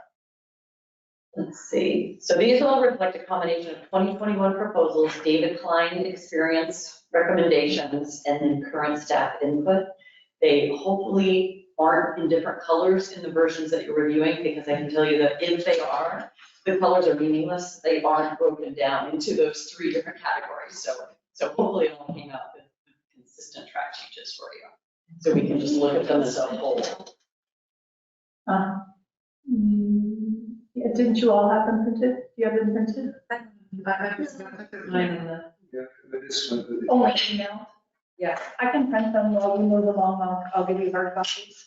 I don't need Okay. yeah, Nobody, who wants them? Raise your hand. That's good. One? Just one. Yeah, I think it's a work session, so that would be acceptable. Sure. Yeah. We weren't going to take comments from the public, but we'll be able to follow. That's all. That is all that I wanted to cover in terms of an introduction. So, Madam Mayor, I don't know if you have a way you would like to proceed, but I can just go one by one. That's perfect. Okay. And you'll see that some of them I actually have comments because we have questions about it, we being staff and I. We wanted to add some flexibility to 2.1. So we're calling out the fact that you're going to have a meeting no less than once a month, normally on the 2nd and 4th Monday. It was a little rigid before. They can be moved, city council meetings may be moved to a different location within city limits upon appropriate public notice. That was to accommodate, and staff may need to fill it in here, but there was a situation where these council chambers were being used for emergency warming shelter purposes, and you had to quickly convene elsewhere. And so we don't tie to city hall necessarily. And we want to be able to say, we don't want to tie you to any particular kind of notice, whether it's 72 hours, you might not know. So again, we're addressing circumstances that have recently been brought to our attention, we're not reflected. We think that, and this is really a Carrie suggestion, it is nice to have some kind of guidance in terms of how long your meeting's gonna be. That helps not only you when you're sitting up on the dais, but it helps staff plan, weeks, months, and et cetera, out into the future to know when should we be bringing topics to you. We anticipate this will be 25 minutes. This is gonna be contentious. Let's set aside an hour. And that keeps you from having to be here blindly still trying to read at 11:30 at night or listening and incorporating comments from public and staff and then trying to make a decision. I don't like seeing that happen. I don't think that's a great way to make decisions. So you don't need to limit it to 2 hours. There's other council language, I actually flagged some that says we don't set a time limit, or the goal is that it'll be 2 hours. But if you have a 2 hour limit, then we recommend having an ability to extend it in 30-minute increments. Can I ask a question? Yes. Is it okay to ask questions in the middle of it? If we were to do that, I love that idea, by the way, 2 hours and then a 30-minute check-in. What responsibility would it be to be like, okay, we did the 2 hour, is it our responsibility to do it ourselves, or would that be somebody, city staff who's watching the clock? That's city manager. I'd say that it would be really the presiding officer. And understand that the reason is because all of our marginal utility starts to reach a point of equilibrium after about 2.5 hours. And I just think we put a time in there where we say, okay, guys, we're going to do a check-in. How's everybody doing? Are we making progress? If we are, let's keep slogging through this. If we're not, then let's maybe schedule a special meeting, or maybe these are items we need to send to a workshop. But you're just basically putting, some barrier, some stop lines in there to say, let's talk about it. Like I said, if we get to 9:30 and, we're making great progress, great, let's keep going. But if we're not, let's talk about the options. I love this idea, but I want to check in with our mayor, who's the presiding officer. Is that something that you would feel comfortable? I can reflect this one. This is good. Awesome, thank you. Thank you for that clarity. Well, let's keep it. And, okay. Quick question, in the comments, it talks about do we want to have each item's time, is that included in that as well? So like each agenda, have staff estimate this will take 5 minutes, this will take 10 minutes. I know I have other agendas that do that, it's kind of handy, because then if you're meeting, you can actually go, okay, we should be 45 minutes through, but we're an hour. It lets you know, oh, okay, we're running. Just like estimations. Yeah. It does help because then everything is allocated. If you're going to be ending early or if you're estimated to end early, if something's going over, maybe you want to put that over. It's like we need to speak this out. Yes. Right. My thought on that, Councilor Fleck, is that is helpful feedback from this body to your staff. I wouldn't add it to the rules. Like to be protocol. Okay. And it sounds like people would be interested in seeing that. Yeah. Okay. Which could be implemented before the rules get changed. Okay, agenda sessions. We're noticing that agenda sessions are going long. I can tell you the legal concern around that. You do notice them. Public has an opportunity to participate, but I get uncomfortable when substantive conversation is happening before the formal meeting. I like to have the full discussion here. And I appreciate it when I hear councilors say, as I mentioned in the agenda session meeting, I'm repeating that here for the public, but I don't know how often that's happening. And so it seems to me that it would be really helpful for you all to talk and decide, do we want to go back to the original purpose for those agenda sessions? And the original purpose was anyone who isn't familiar with that. So so the agenda items and the packet material isn't enough for you to understand what are SCCs, for instance, or what's a franchise agreement? Or you can direct staff as a body, we need extra material, let's please add that so that we can have it available at the council meeting. But really nuts and bolts stuff, not talking about the substance of the topic. So asking questions and doing all that, but maybe not having further discussion. Correct. Not sharing opinions. Opinions. Gotcha. Councilor Connect? The problem I have though is that there's sometimes really complicated issues that take, some discussion just to even understand kind of the complexity of it. And I really hate to limit it. I mean, if we were to say 30 minutes, but like in the section above can be extended in 15-minute increments or something, because I worry, I love the idea actually of trying to keep us more into just, because the whole idea when we started it way back was, give staff, the rest of the day, Friday and Monday, to look into questions they may have not considered. So I think it's a valuable tool, but you're right, you're actually deliberating, and that's, getting missed. I can see the concern there. But I mean, it's not happening at 30 minutes as much as appealing as that sounds. Yeah, I'm a little less concerned about the factors that you brought up, and more concerned about how limiting that, kind of regimented, just only access will not facilitate the purpose of the meeting, which is to be able to learn more, to ask more questions. And as you're right, there was a big hiatus, and it was kind of brought back because they kept asking questions in future meetings. And then we weren't able to do just council business. It was like, get those questions out of the way. So it's, I appreciate how they go. I think we do a good job of bringing it back up on the council most of the time. And so I don't see that any changes really need to be made to it. That's my perspective for this clause. So former elected official and a staff member here, I think asking questions during that time is fully 100% what you need to do and you should be doing.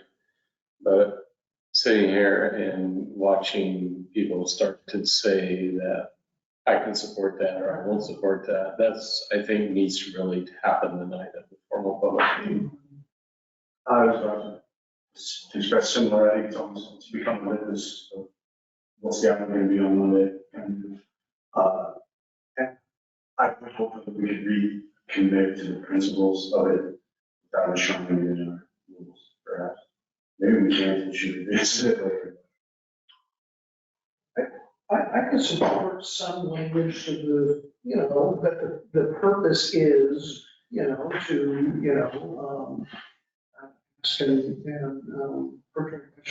I can work on, I can live with some language that way as long as it's not limiting, I'm not sure how the attorney would wordsmith that. And what about 30 minutes with one increment of 15?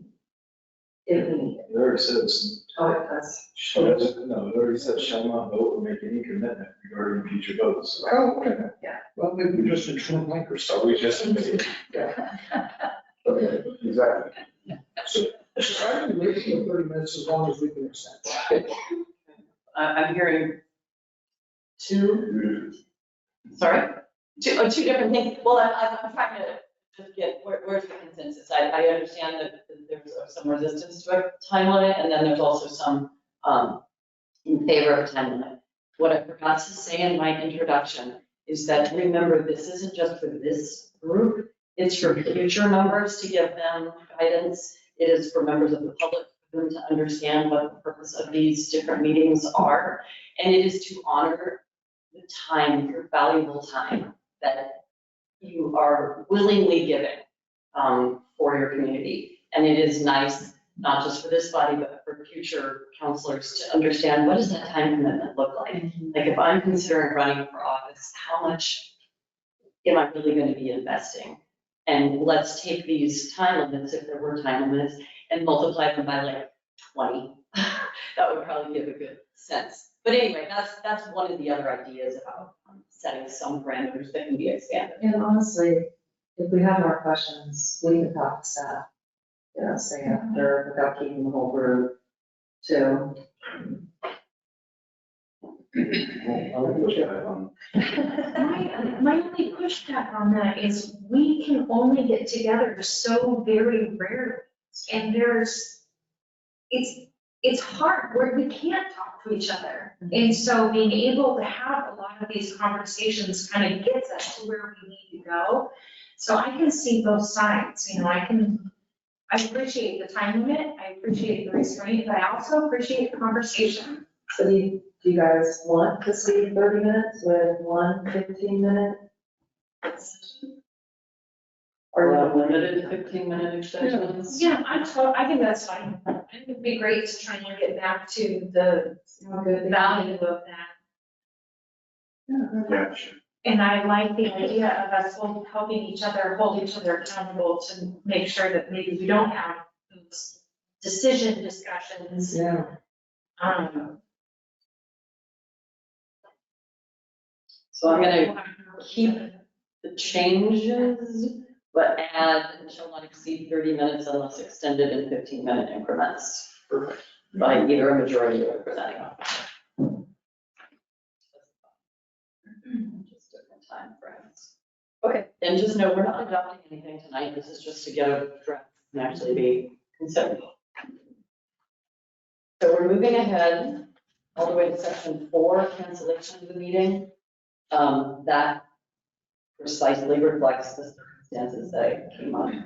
We're in, so it's allowing cancellation of a meeting in an emergency. So we're adding in an emergency, or we're also saying not just the mayor, but in the mayor's absence, the council president may cancel the meeting. We've taken out the city manager in terms of deciding whether or not that is appropriate. And we're adding that the public and councilors will be notified as soon as practicable, because sometimes meetings have to be canceled sooner than, with less notice, about 72 hours. I'm not sure where that edit came from, but doesn't it seem like the city manager, I mean, what if, let's just hypothetically say that we have an earthquake and, there are very few of us available, including both the, council president and the mayor. The normal process would be the city manager to appoint, pro tem. So, I mean, it seems weird to take the city manager out of this process, given that both of those two people could be, What was your- communication. What was your reasoning to take that out, Karen, or? Yeah, I don't know, actually, I do remember.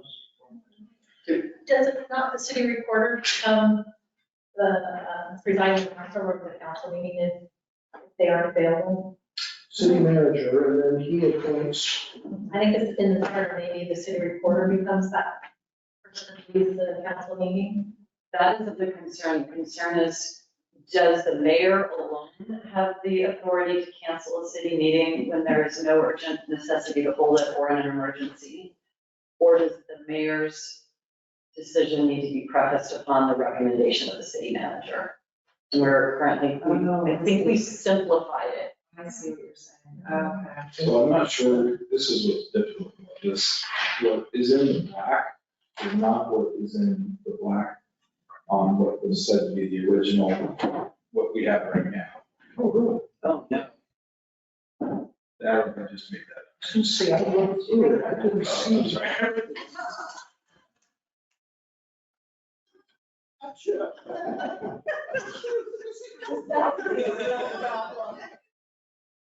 There's a problem. Thank you. So like I said, I would just love to have the city manager as one of the three, That- in case. That could be a great, so maybe it's that there's no business to transact. Forum of the council can't attend, there's no urgent necessity to have a meeting or an emergency. The mayor, in the mayor's absence, the council president. Let's see, maybe we should start that with the city manager. We want it to be a comma. Do you want that authority? Okay, so the city manager, comma, the mayor, or in the mayor's absence, the council president may cancel the meeting. Okay, so we're sharing that authority. That's great. It makes sense. I would just to kind of bring it real close to home, you know, we had that meeting scheduled in January, the second meeting in January, at the time of, we had to have the budget, we had to have all the agenda items ready to go and posted. We didn't have any power, we didn't have any way to communicate to anybody. Didn't, we at that time had no idea that when the power was gonna come back on, and that didn't happen until Friday that day. So, you know, I'm confirming with the mayor the challenges. She just agreed that it made sense to cancel it, so. Sounds good. Thank you, guys. So paragraph 6, that is, we just are adding language to accommodate that we previously were saying that any mayor, member, councilor who can't attend contacts the mayor, but who's the mayor supposed to contact. So and with this change, he or she would contact the city manager or city recorder. That just gives a proper venue for that message to come through. And you'll notice there, it says council, it used to say councilors, but we're changing that throughout to council members. Just because if you were did a strict reading of the charter, the mayor would be excluded from all of these references. And we want it to be really clear, council members. They're a member of the council, they're all members of the council. There was one that got missed in the first draft of that, 7.4, still says councilor. Yeah. 7.5 again. Oh, it is. Yeah. Well, so some places it needs to be councilor because in that case, we're assuming that the mayor present is the presiding officer. And so the councilor would appeal the ruling of the presiding officer, which is the mayor, if the mayor is present. So do call them out to me, but sometimes it isn't intentional. I'm failing to see the distinction. Can you help me? So the example that you pointed out, 7.4, any counselor may appeal the ruling or inaction of the presiding officer.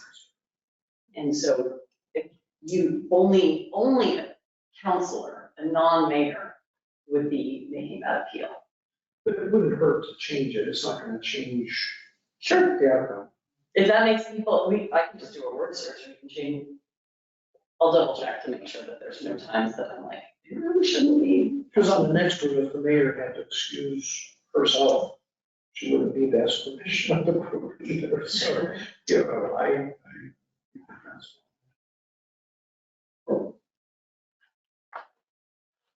So is there consensus on that? If you want any, every time the counselor comes up, it would be clearer to you to make a council member. Also, I'm sorry, going back to 6. Also, I think it should say in there, if the mayor is going to be absent, they should also contact the council president because they're going to need to be running the meeting.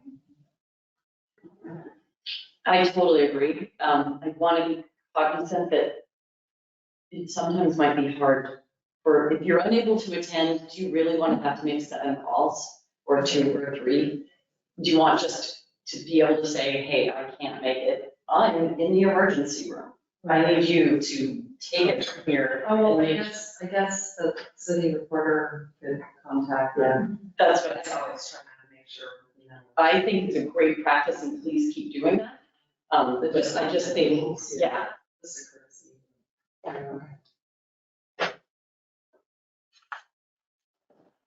Okay. I'm gonna go ahead and just make that change so that councilors, council members all the way through, and you can just see what it looks like. Was the distinction that you called out, that the councilor includes a mayor, but a council member does not? Just the reverse. Council member includes a mayor, councilor. Correct. I think because your charter says the council consists of a mayor and 6 councilors. So the word councilor is everything but the mayor. And so where we wanted the mayor, where we wanted it clear that these govern everybody, including the mayor. Then it makes sense because it has a function board and it's serving it properly. So in those. Okay, well, thanks. I get really nitpicky sometimes and I can just let it go. It's fine. Okay, so we're moving, is there anything that we skipped over? No. So 7.3, the middle of it, I think that we should have counselors limit their remarks to less than 5 minutes, but I wanted to call it out. That was a question actually for staff, but you're seeing the staff version. So one of the recommendations is that public comments are limited to 3 minutes unless allowed, as opposed to 5 minutes. And the question was, in order for efficiency, do you want to also limit your own comments from 5 minutes to 3 minutes? I think we should try.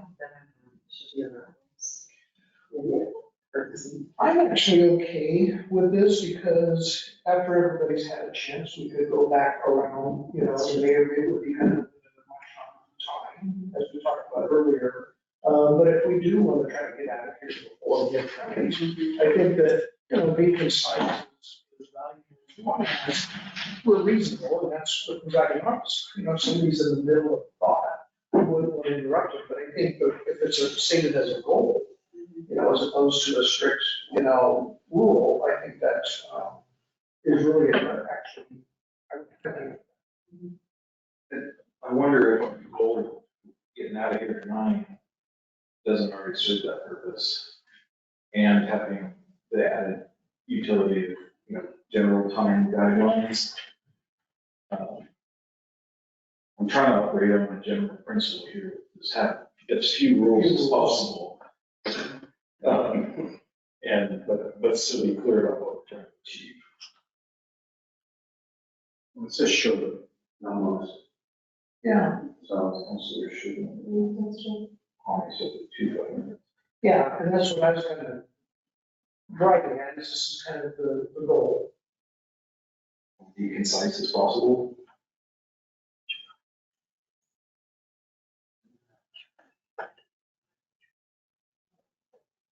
I think what you said, that we already have the 2-hour time limit, that kind of envelops this concept already. This just reinstates that concept. That's kind of double duty. It's behaving in that way. Having the one stated, 2 hours makes that happen. And that's an opportunity for the presiding officer, for the mayor to say, I want to check in, we're at our time, this is a great conversation, but, we're running on, and that's the traffic cop thing for our presiding officer to be able to do, so I'm okay with everything. I kind of like the idea of having it just there as a goal, as the, should not shall, but it's up to you guys. I think so. Well, So it's good as written, we'll leave it at 5. We should leave it at 5. Okay.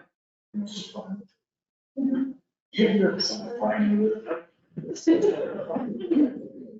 And then I think it's just, another opportunity to come back around to that. But right now, it currently says members of the council should refrain from speaking more than once on any subject until other members of the council have had a chance to speak on the topic. What that doesn't address, of course, is the round robin that governing bodies tend to fall into, which is everybody says their thing and then everybody wants to make sure that they were heard. And so they basically repeat what they said, and it just kind of keeps going around. I don't know if you want to address that. It is a presiding officer call to nip those. Yeah. The substance is pretty good. Should care about that. But remember, this is also for us and for you. So that's kind of the. Believe me, none of this is personal to anyone or anything. It is just talking about governing bodies, and now you guys have some experience, all of you have some experience. So, would you like changes? Madam Mayor, can I recognize Councilor Stinnett? Yes. It's hard.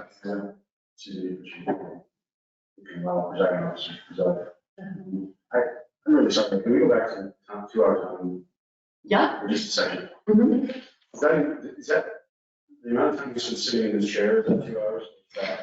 Is that at a council meeting, concerned about how we had a council meeting tonight with prefix and a suffix. It's gonna have to. Yeah, the way it's currently written, so there's no time limits on the work sessions, and this is a work session. So it wouldn't fall in that 2-hour regular meeting time limit. So we can't move that. You sure could. Absolutely, you could. These are your rules. We don't. They don't. Okay. This brings up the other, what I consider an elephant in the room, which is these rules are basic guidelines that have no teeth. As we found out. Because, one, we can all change them on the fly if we all agree. We can suspend them. We can argue whether they meet Robert's rules or something else and then decide to make them up. We can do things totally opposite. They say the rules, and there's no ramifications, so the way, unless it's in charge. So this frames how I'm approaching this time. And I'm understanding it to be the highest value of one, yes, it's a transparency measure. What is the intent for someone, if they wanted to read the charter and the rules, they could have some expectation about how this meeting is going to run. And that's good, because we know there's a miss there a lot of times. And then there's a general agreement for this council or whoever other councils about generally how we're going to address things. So it's like a training manual as well, but it isn't, it doesn't have like any real teeth. So that's where I hesitate. How much do we have to get into the nitty gritty? Well, it does have some teeth. I mean, in the Robert's rules, there's actually pretty rigid expectations for what we're doing. But we don't get Well, I think we have, actually. It's an inner. Rules of order. Obligation. Rules of order. Not adopted. So it's the rules of order should be liberally construed, and the goal is to be clear and simple in your procedures and consideration of questions coming before the body. Okay. Clear and simple. And avoid invoking fine points of parliamentary procedure. I mean, this is me. I love this stuff because I don't like people, you know. Yeah. And then the conversation is derailed. People pull out their tones. But anyway, that's beside the point. The answer to the question is this does not put a 2-hour cap on a sequence of different meetings. And it could, but to your point, that of course could be waived by the body if you decide you want to be sitting in a chair or several different chairs in the course of an evening. Well, to Council's point, I'm less inclined to do stickler to have to allow rules to proceed. If we have a presiding officer preside. How the meeting is structured is a different story. And how how the expectations going into the meeting, it's going to be this long, we have this to do. This is what we give ourselves. That's a different.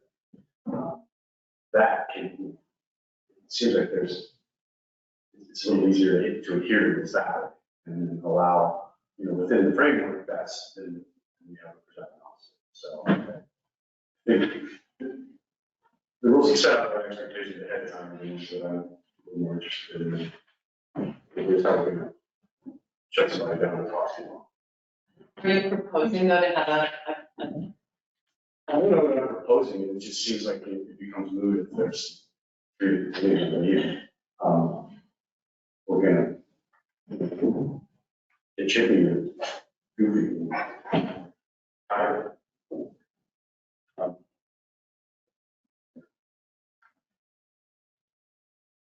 That's a good point. I mean, and there's no time limit on work sessions. I think that's intentional, but that's also an option.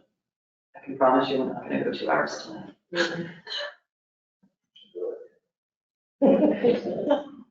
Very good. Okay, I'm happy to keep moving, but I wanted to give that its due. Okay, keep moving, we're going.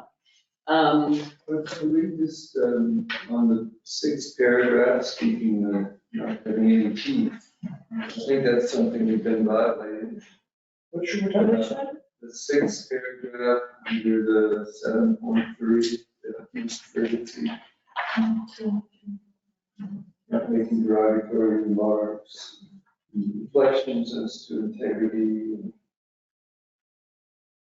So that's something that maybe we can address in our retreat. We're going to keep this in there. Great idea. Perfect. It is a great opportunity to refamiliarize yourselves with the rules.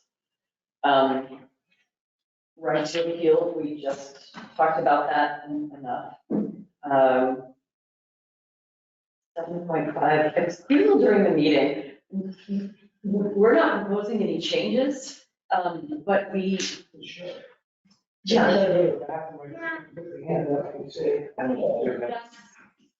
And so we weren't sure, do you want to just leave me temporarily step out? Does leave mean I'm done? And please, I want the minutes to know that I have to leave the meeting and I'm not coming back.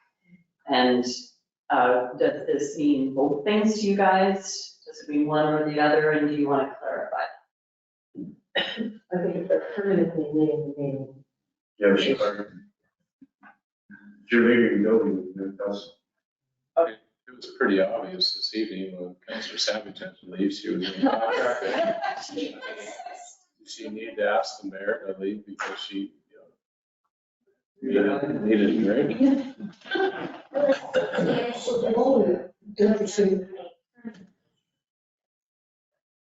So the only interesting part of that though is what if somebody runs in and says your house is on fire? Also not gonna ask for permission to leave and run out the door. We'll say suspend the rules. That's what it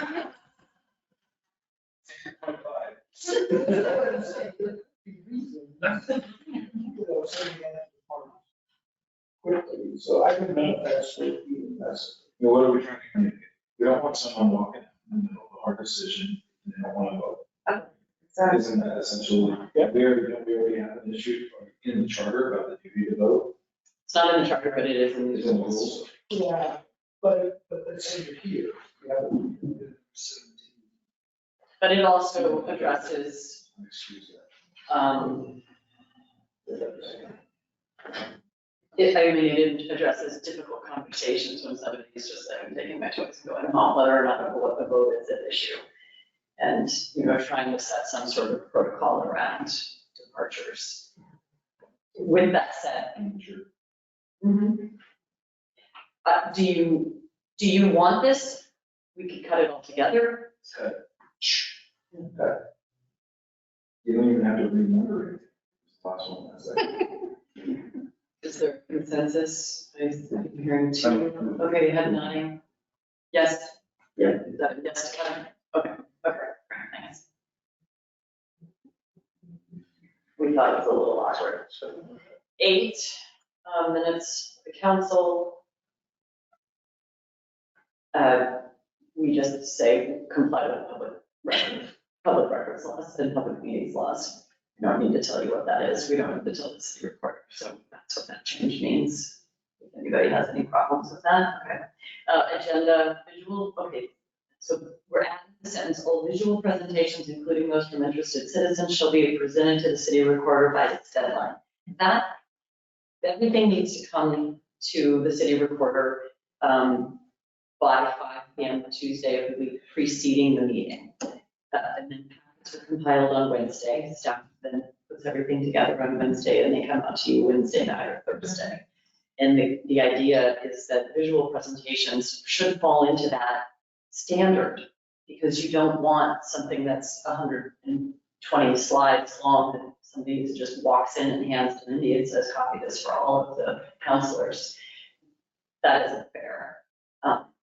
So it isn't an attempt to keep visual presentations from you. It is an attempt to ensure that everything is held to the same standard. Does that work for you? Great. All right. 9.3.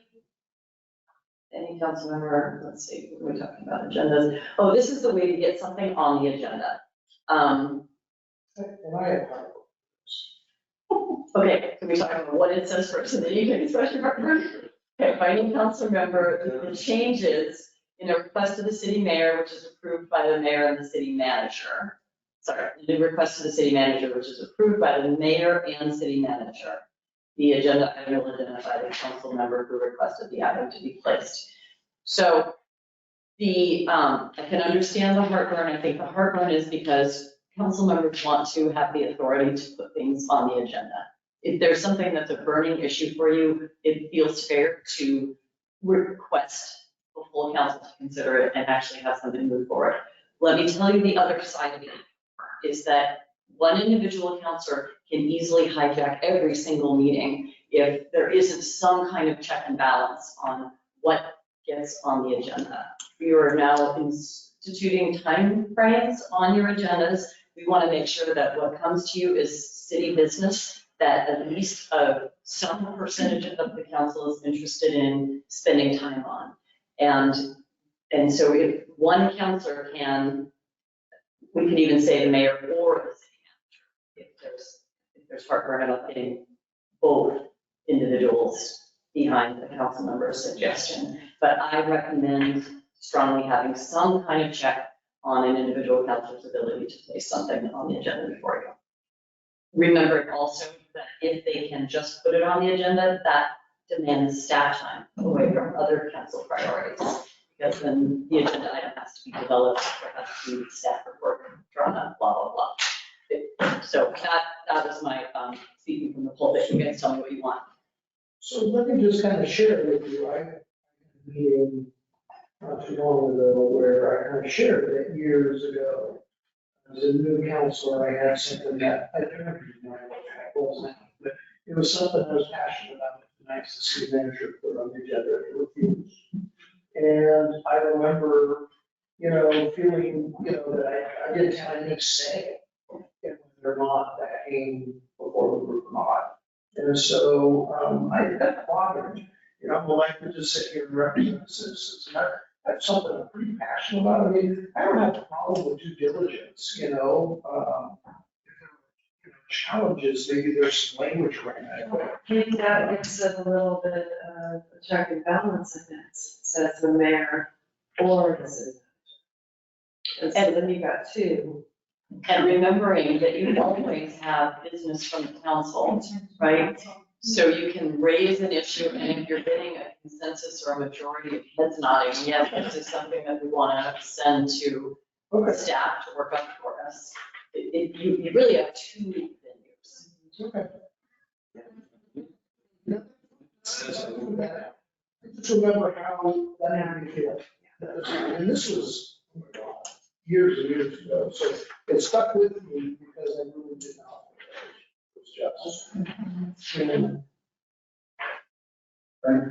I support the change to mayor board, the city manager. Are we doing this currently? Are we seeing who's requested items to be added? Yes, I got anything extra, Yeah, this was my contention, because it literally does say or does as of right now. And that was circumvented. So we don't necessarily see everything.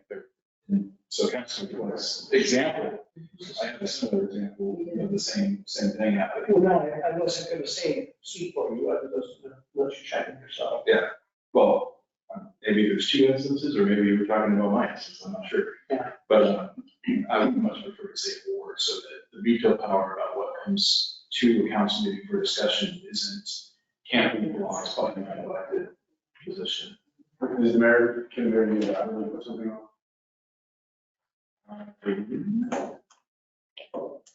Right now, no. Could be if it says or. Then the mayor would need a counselor to agree with him or her. So, yeah. That's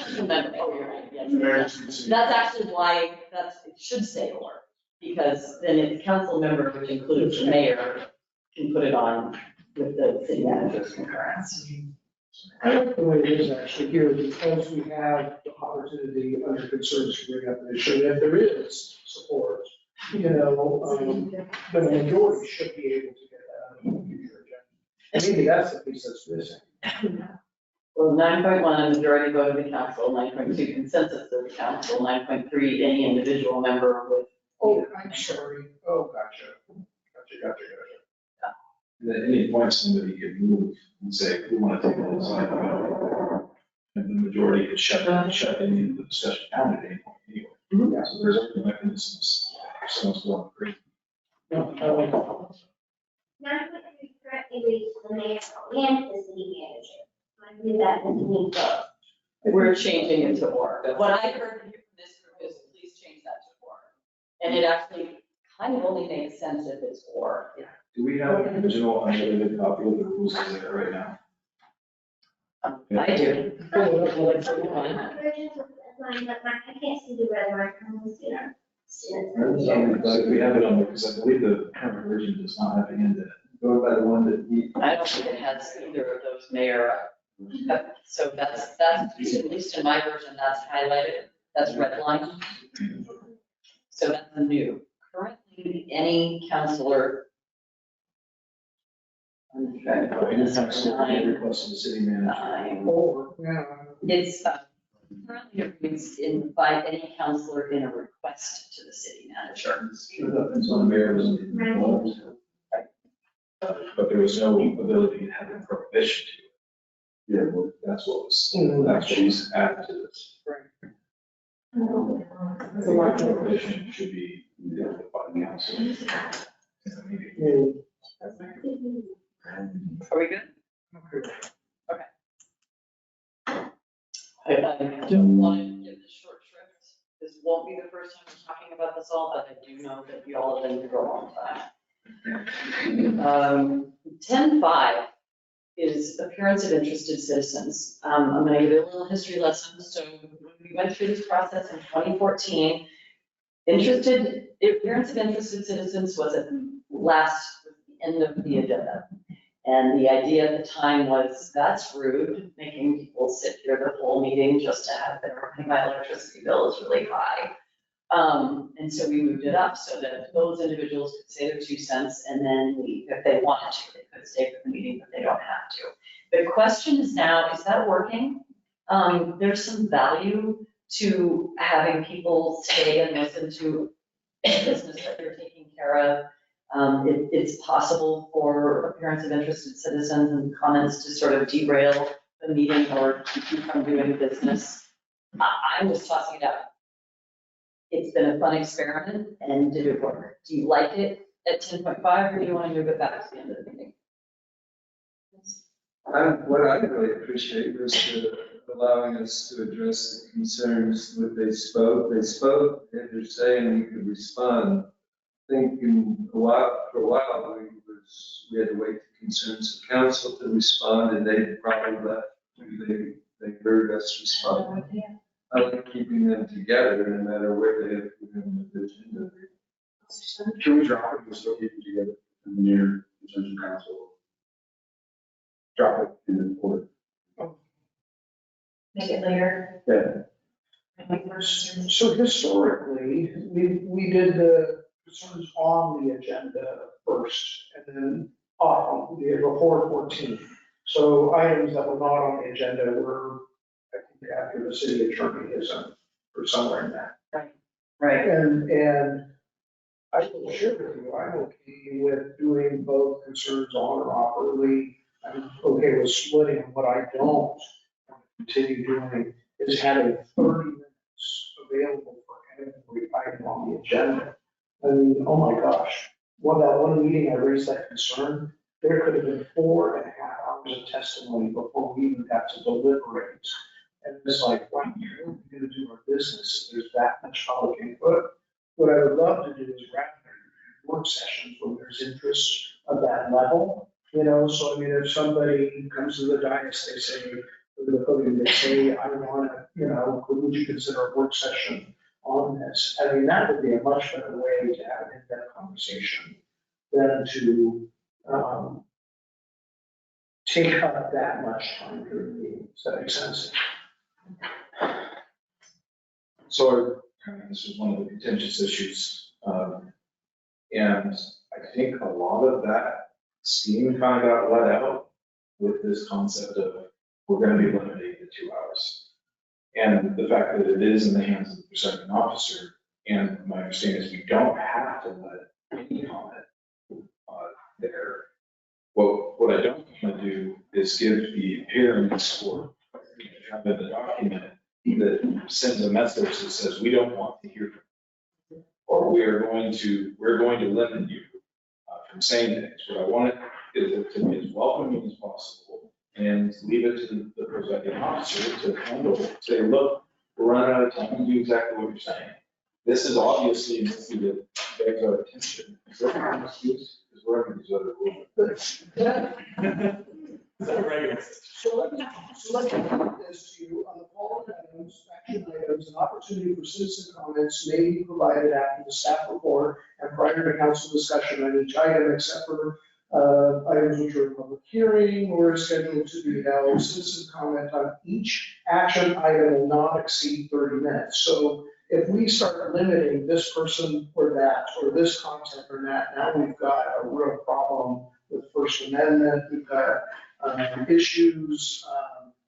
Like I said, I just would absolutely eliminate this. So if they have to do, if they want to do public comments for item 8A, they're going to do it in the section in the beginning. And if they feel like more discussion needs to happen, they or we can say, okay, let's postpone this decision and have a work session. That's what I would rather. So this is the other part of my intention, if you don't mind. We just finished with it. I do not expect our citizens to have read this whole agenda into a meeting. Sometimes it's the first meeting that someone knew or whatever, first time they finally sat through an entire meeting and they're hearing this information for the first time. And I want them to feel like they can come up and respond to it or ask questions about it after the thing has been given. And that facilitates better overall communication. And in the extreme examples that you were citing, which what if this gets out of hand, I think we can handle it. We can either decide, we need to hear this for a while, right? Maybe we do need to hear this if it's riling people up that much. Or we always have the right to, we can say we're going to run afoul of this. We want to address this in a work session, or clearly we need a town hall or something like that. And so let's play devil's advocate for one moment. What if, folks are just mad at the world and just want to sign me on license? So they're going to sign up with folks for every public speaking opportunity, and they're going to speak their time. That's going to be their opportunity. And so literally, we may not actually be able to get to our agenda items. This is my concern, because we did have several meetings that went till 10, 11 o'clock, because there was so much, so many items on the agenda and so much public comment on that. So that is my concern, is that our other business, the mundane stuff that nobody cares about, approving the, whatever widgets that need to be in the wastewater that nobody cares about, that business also needs to happen. And so that's my fear. And once again, like I said, and became a problem, in several meetings where we all. But again, I think those meetings were, it was warm. We needed to hear it. And so, but it's been few and far between, just on real. This item for appearance of interested citizens, that's not on the agenda. Right? For items not on the agenda. So back in the day, when we held that at the end, was there also an item for appearances for items on the agenda? There was, yes. But can't we give 30 minutes in aggregate for items on the agenda as opposed to potentially 30 minutes for every agenda item? And then we shorten everything, but we allow them to comment specifically on items that That's the way it used to be, and that's. I didn't see why that got pulled off, and we went to 30 minutes each to do that. And that's what I. And we put items on the agenda back for 30 minutes when it's. So absolutely, you could do that. So then you have As long as it's after all the agenda items, I think. That's- After what you set it up, it was moved to the front before any of the, in the first proposed rules, it was before anyone actually heard anything, so I can get behind that. But If you let them comment after you make your decisions, then the comments will. that's also true. Yeah, so, Somebody got it? so yeah, they would be making their comments based on the written report, not on the, the action items that are in front of me, and so, but I have to be honest, I thought that was much more efficient. And once again, we can always, if there's, everybody at that podium says, we want to talk about this more, and the council really feels like we need to get more time. I'm the first guy that's gonna say, I want to hear all the public input around something important, but we also have to be able to do business in the city. John just made, Mr. Kessler said, made a really good point. And that was the other one I forgot, but to give opportunity before you make a decision on each item to hear from the public is really good. It's a really good idea. Because there have been times where I had read something, I had considered having affected certain people in the city, and they came up and they spoke about it. It's like, wow, did that change how I thought about the issue? So We you're, didn't come to a staff report. what you're talking about, keeping the current. I'm talking about keeping it current, compromise and say maybe there's a solution where you don't state that there will be this amount of time made available to it. And then you have, you raise a First Amendment concern, but, could we limit it, given the justification that we're going to pass our kind of target? So what I would think, anybody who wants to speak has to sign up in advance. Currently, the language is, for agendas, social action items that are on the agenda. That just says if that opportunity is provided, it may be provided, and then it's gonna be 30 minutes. But since everybody has to sign up in advance, Yeah, but advance can be 2 minutes before the meeting starts. right? And that's when you wouldn't be able to limit it, except to say, we're running late, we're gonna hold the rest of this decision, or I'm sorry, the rest of this discussion at a future date, or something like that. You can't like say, well, the first 3 can go, but the other 8, no, we don't have enough time. It's really simple to say, when you show up for a few minutes, I'm on the agenda, I'm off. Each one, maximum 30 minutes without a extension. Then if you want to talk something that's on the agenda, you do it. That's one that you want. It's off the agenda. You do it. All right. 30 minutes in aggregate, you get a chance.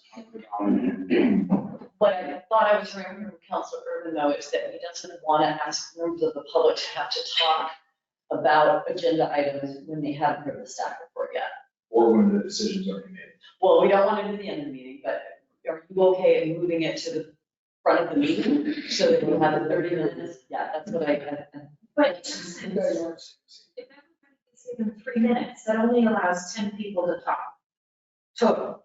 Or 10 times, if somebody wants to talk on each agenda item, so what we're saying is we'll allow 10 people. Well, not everybody uses their 3 minutes. Not everybody runs to the end. So there's usually more time. And if the mayor sees there's 12 people signed up and each of them are going to have 3 minutes, that's when you allow more time. I have a solution. So what if we put the deadline aside? Yeah. And if we notice as we're setting up for it, that this is gonna make us run really long, we put it off to a future meeting where we can take that into our work session. I think that's going to be a problem. It's a very time sensitive decision. That's true. And you have members of the public who are geared up to talk about it. And I might have babysitters. Part of me feels like this is just part of the job. Like, if it's that big of an issue to the residents, that we should pay attention. I agree. Where that happens. Once again, I'm actually not saying they don't. I'm just saying that we also cannot be bogged down to where we're not getting other like stuff. And that's what this is.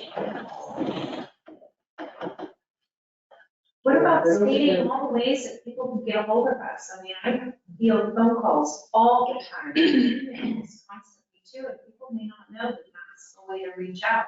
I think they also like it going on the record. When it's saved.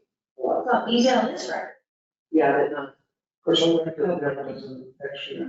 Yeah, that's true. Content. I like the rules. Well, and I can live with it.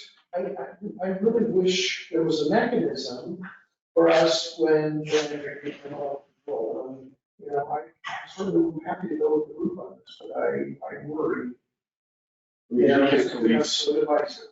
you can't police 20 people speaking and saying the same thing over and over again. I mean, you tell them they're not supposed to, but how, you know, I mean, in 2 hours of testimony, you do the same thing. That just, I mean, yeah, you're right. You're not going to stop somebody mid-sentence. But the mayor does get to say, we're hearing a lot, you know, the kinds of complaints or the kinds of comments we're receiving have fallen into 3 different categories. You know, if your concern has been voiced, consider just saying, I agree with Sam, or something like that. And I've seen that happen. We have that. Like, naturally, like, I couldn't say better than that. And then they said, This is all for you to guide us. We see the problems, all of everything that's been voiced.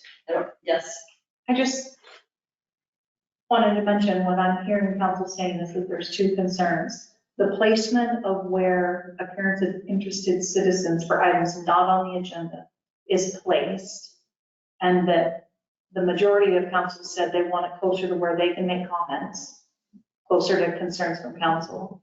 And then the other piece is the length of time of which they can talk for action items. And the way it's currently written, that they can talk after the staff report on each action item for 30 minutes, which is Council Flex concern. So just trying to digest everything that I heard people saying, sounds like there's 2 main concerns. And I don't know if that helps any talking points. I don't much mind when the items not on the agenda appears in the evening. I don't, they almost the way it's written, they can't really have any pertinence that evening. I mean, we're here to hear them. I'm not trying to shortchange that, but they're not going to affect the proceedings of that meeting. So I wouldn't want 30 minutes on each item. But I can't imagine an agenda that would require 30 minutes on each item. I'm agree. So what I'm hearing is, Mindy just raised a good point. I haven't heard a lot of feedback on, do you want to change the 10.5 to somewhere else, which would actually then be in the middle of business from the council. It's concerns from council is which doesn't correlate, those letters don't correlate. Councilor Finn brings up a good point in that, I don't know that it's in these rules, maybe it is, but it's certainly in the agendas that says we are not to bring these items, they can be brought to a future meeting, right? That's what We're not going to act on it. So the thing that's frustrating is that we may not act on them, like make a motion to do this with an item, but we can't respond and give something like, you can talk to this person, you can, see what are the staff members that can take care of you. We can't even have that, so it just feels cold. And so to be able to respond, not to act on the item, but to just be humans with some bringing a concern, I like the idea of being together And So that was, I think, what Council Mary was saying, is add an item after that. I don't know if you want to call it council response or, you know, whatever. We did it for one meeting, 2 meetings, and I actually think that's good, because then, like you said, you have a chance to tell them, well, talk to Faye on Monday or Tuesday, or, you know. Well, so as a reminder to everybody, what the block says, the council, so if you take these comments on items not on the agenda, and then it says, the council will not make any decisions based on public comment at this time. However, staff and council may choose to ask questions or comment following the conclusion of citizen comments. is that new? Is that the new language or is that what was supposed That was a change that intern David Klein suggested to? because of this same exact conversation. So that's not what we're currently doing, this is the proposed in this permanent. I know it's No, it's later on the agenda. It's just not in your rules, and we don't need it in your rules. I hear you use it all the time, and I never caught the difference. I think we did it one time. Yeah. Like we kind of did this call and response, but I wrote down rats. I know a story of rats. I can identify them by the time we got there. I completely forgot. You know, it's like I like the idea of bunching it together. Chickens. Yeah, there's multiple sources, yeah. Yes. I literally remember the next thing you're saying, that you know, you just stare and look at us when we say our, you just stare at us. Being able to respond is key. I think we're good at it. Yeah. So it's taken care of because of this language in the agenda, and we don't need changes in the rules. Okay, all right, thank you. So.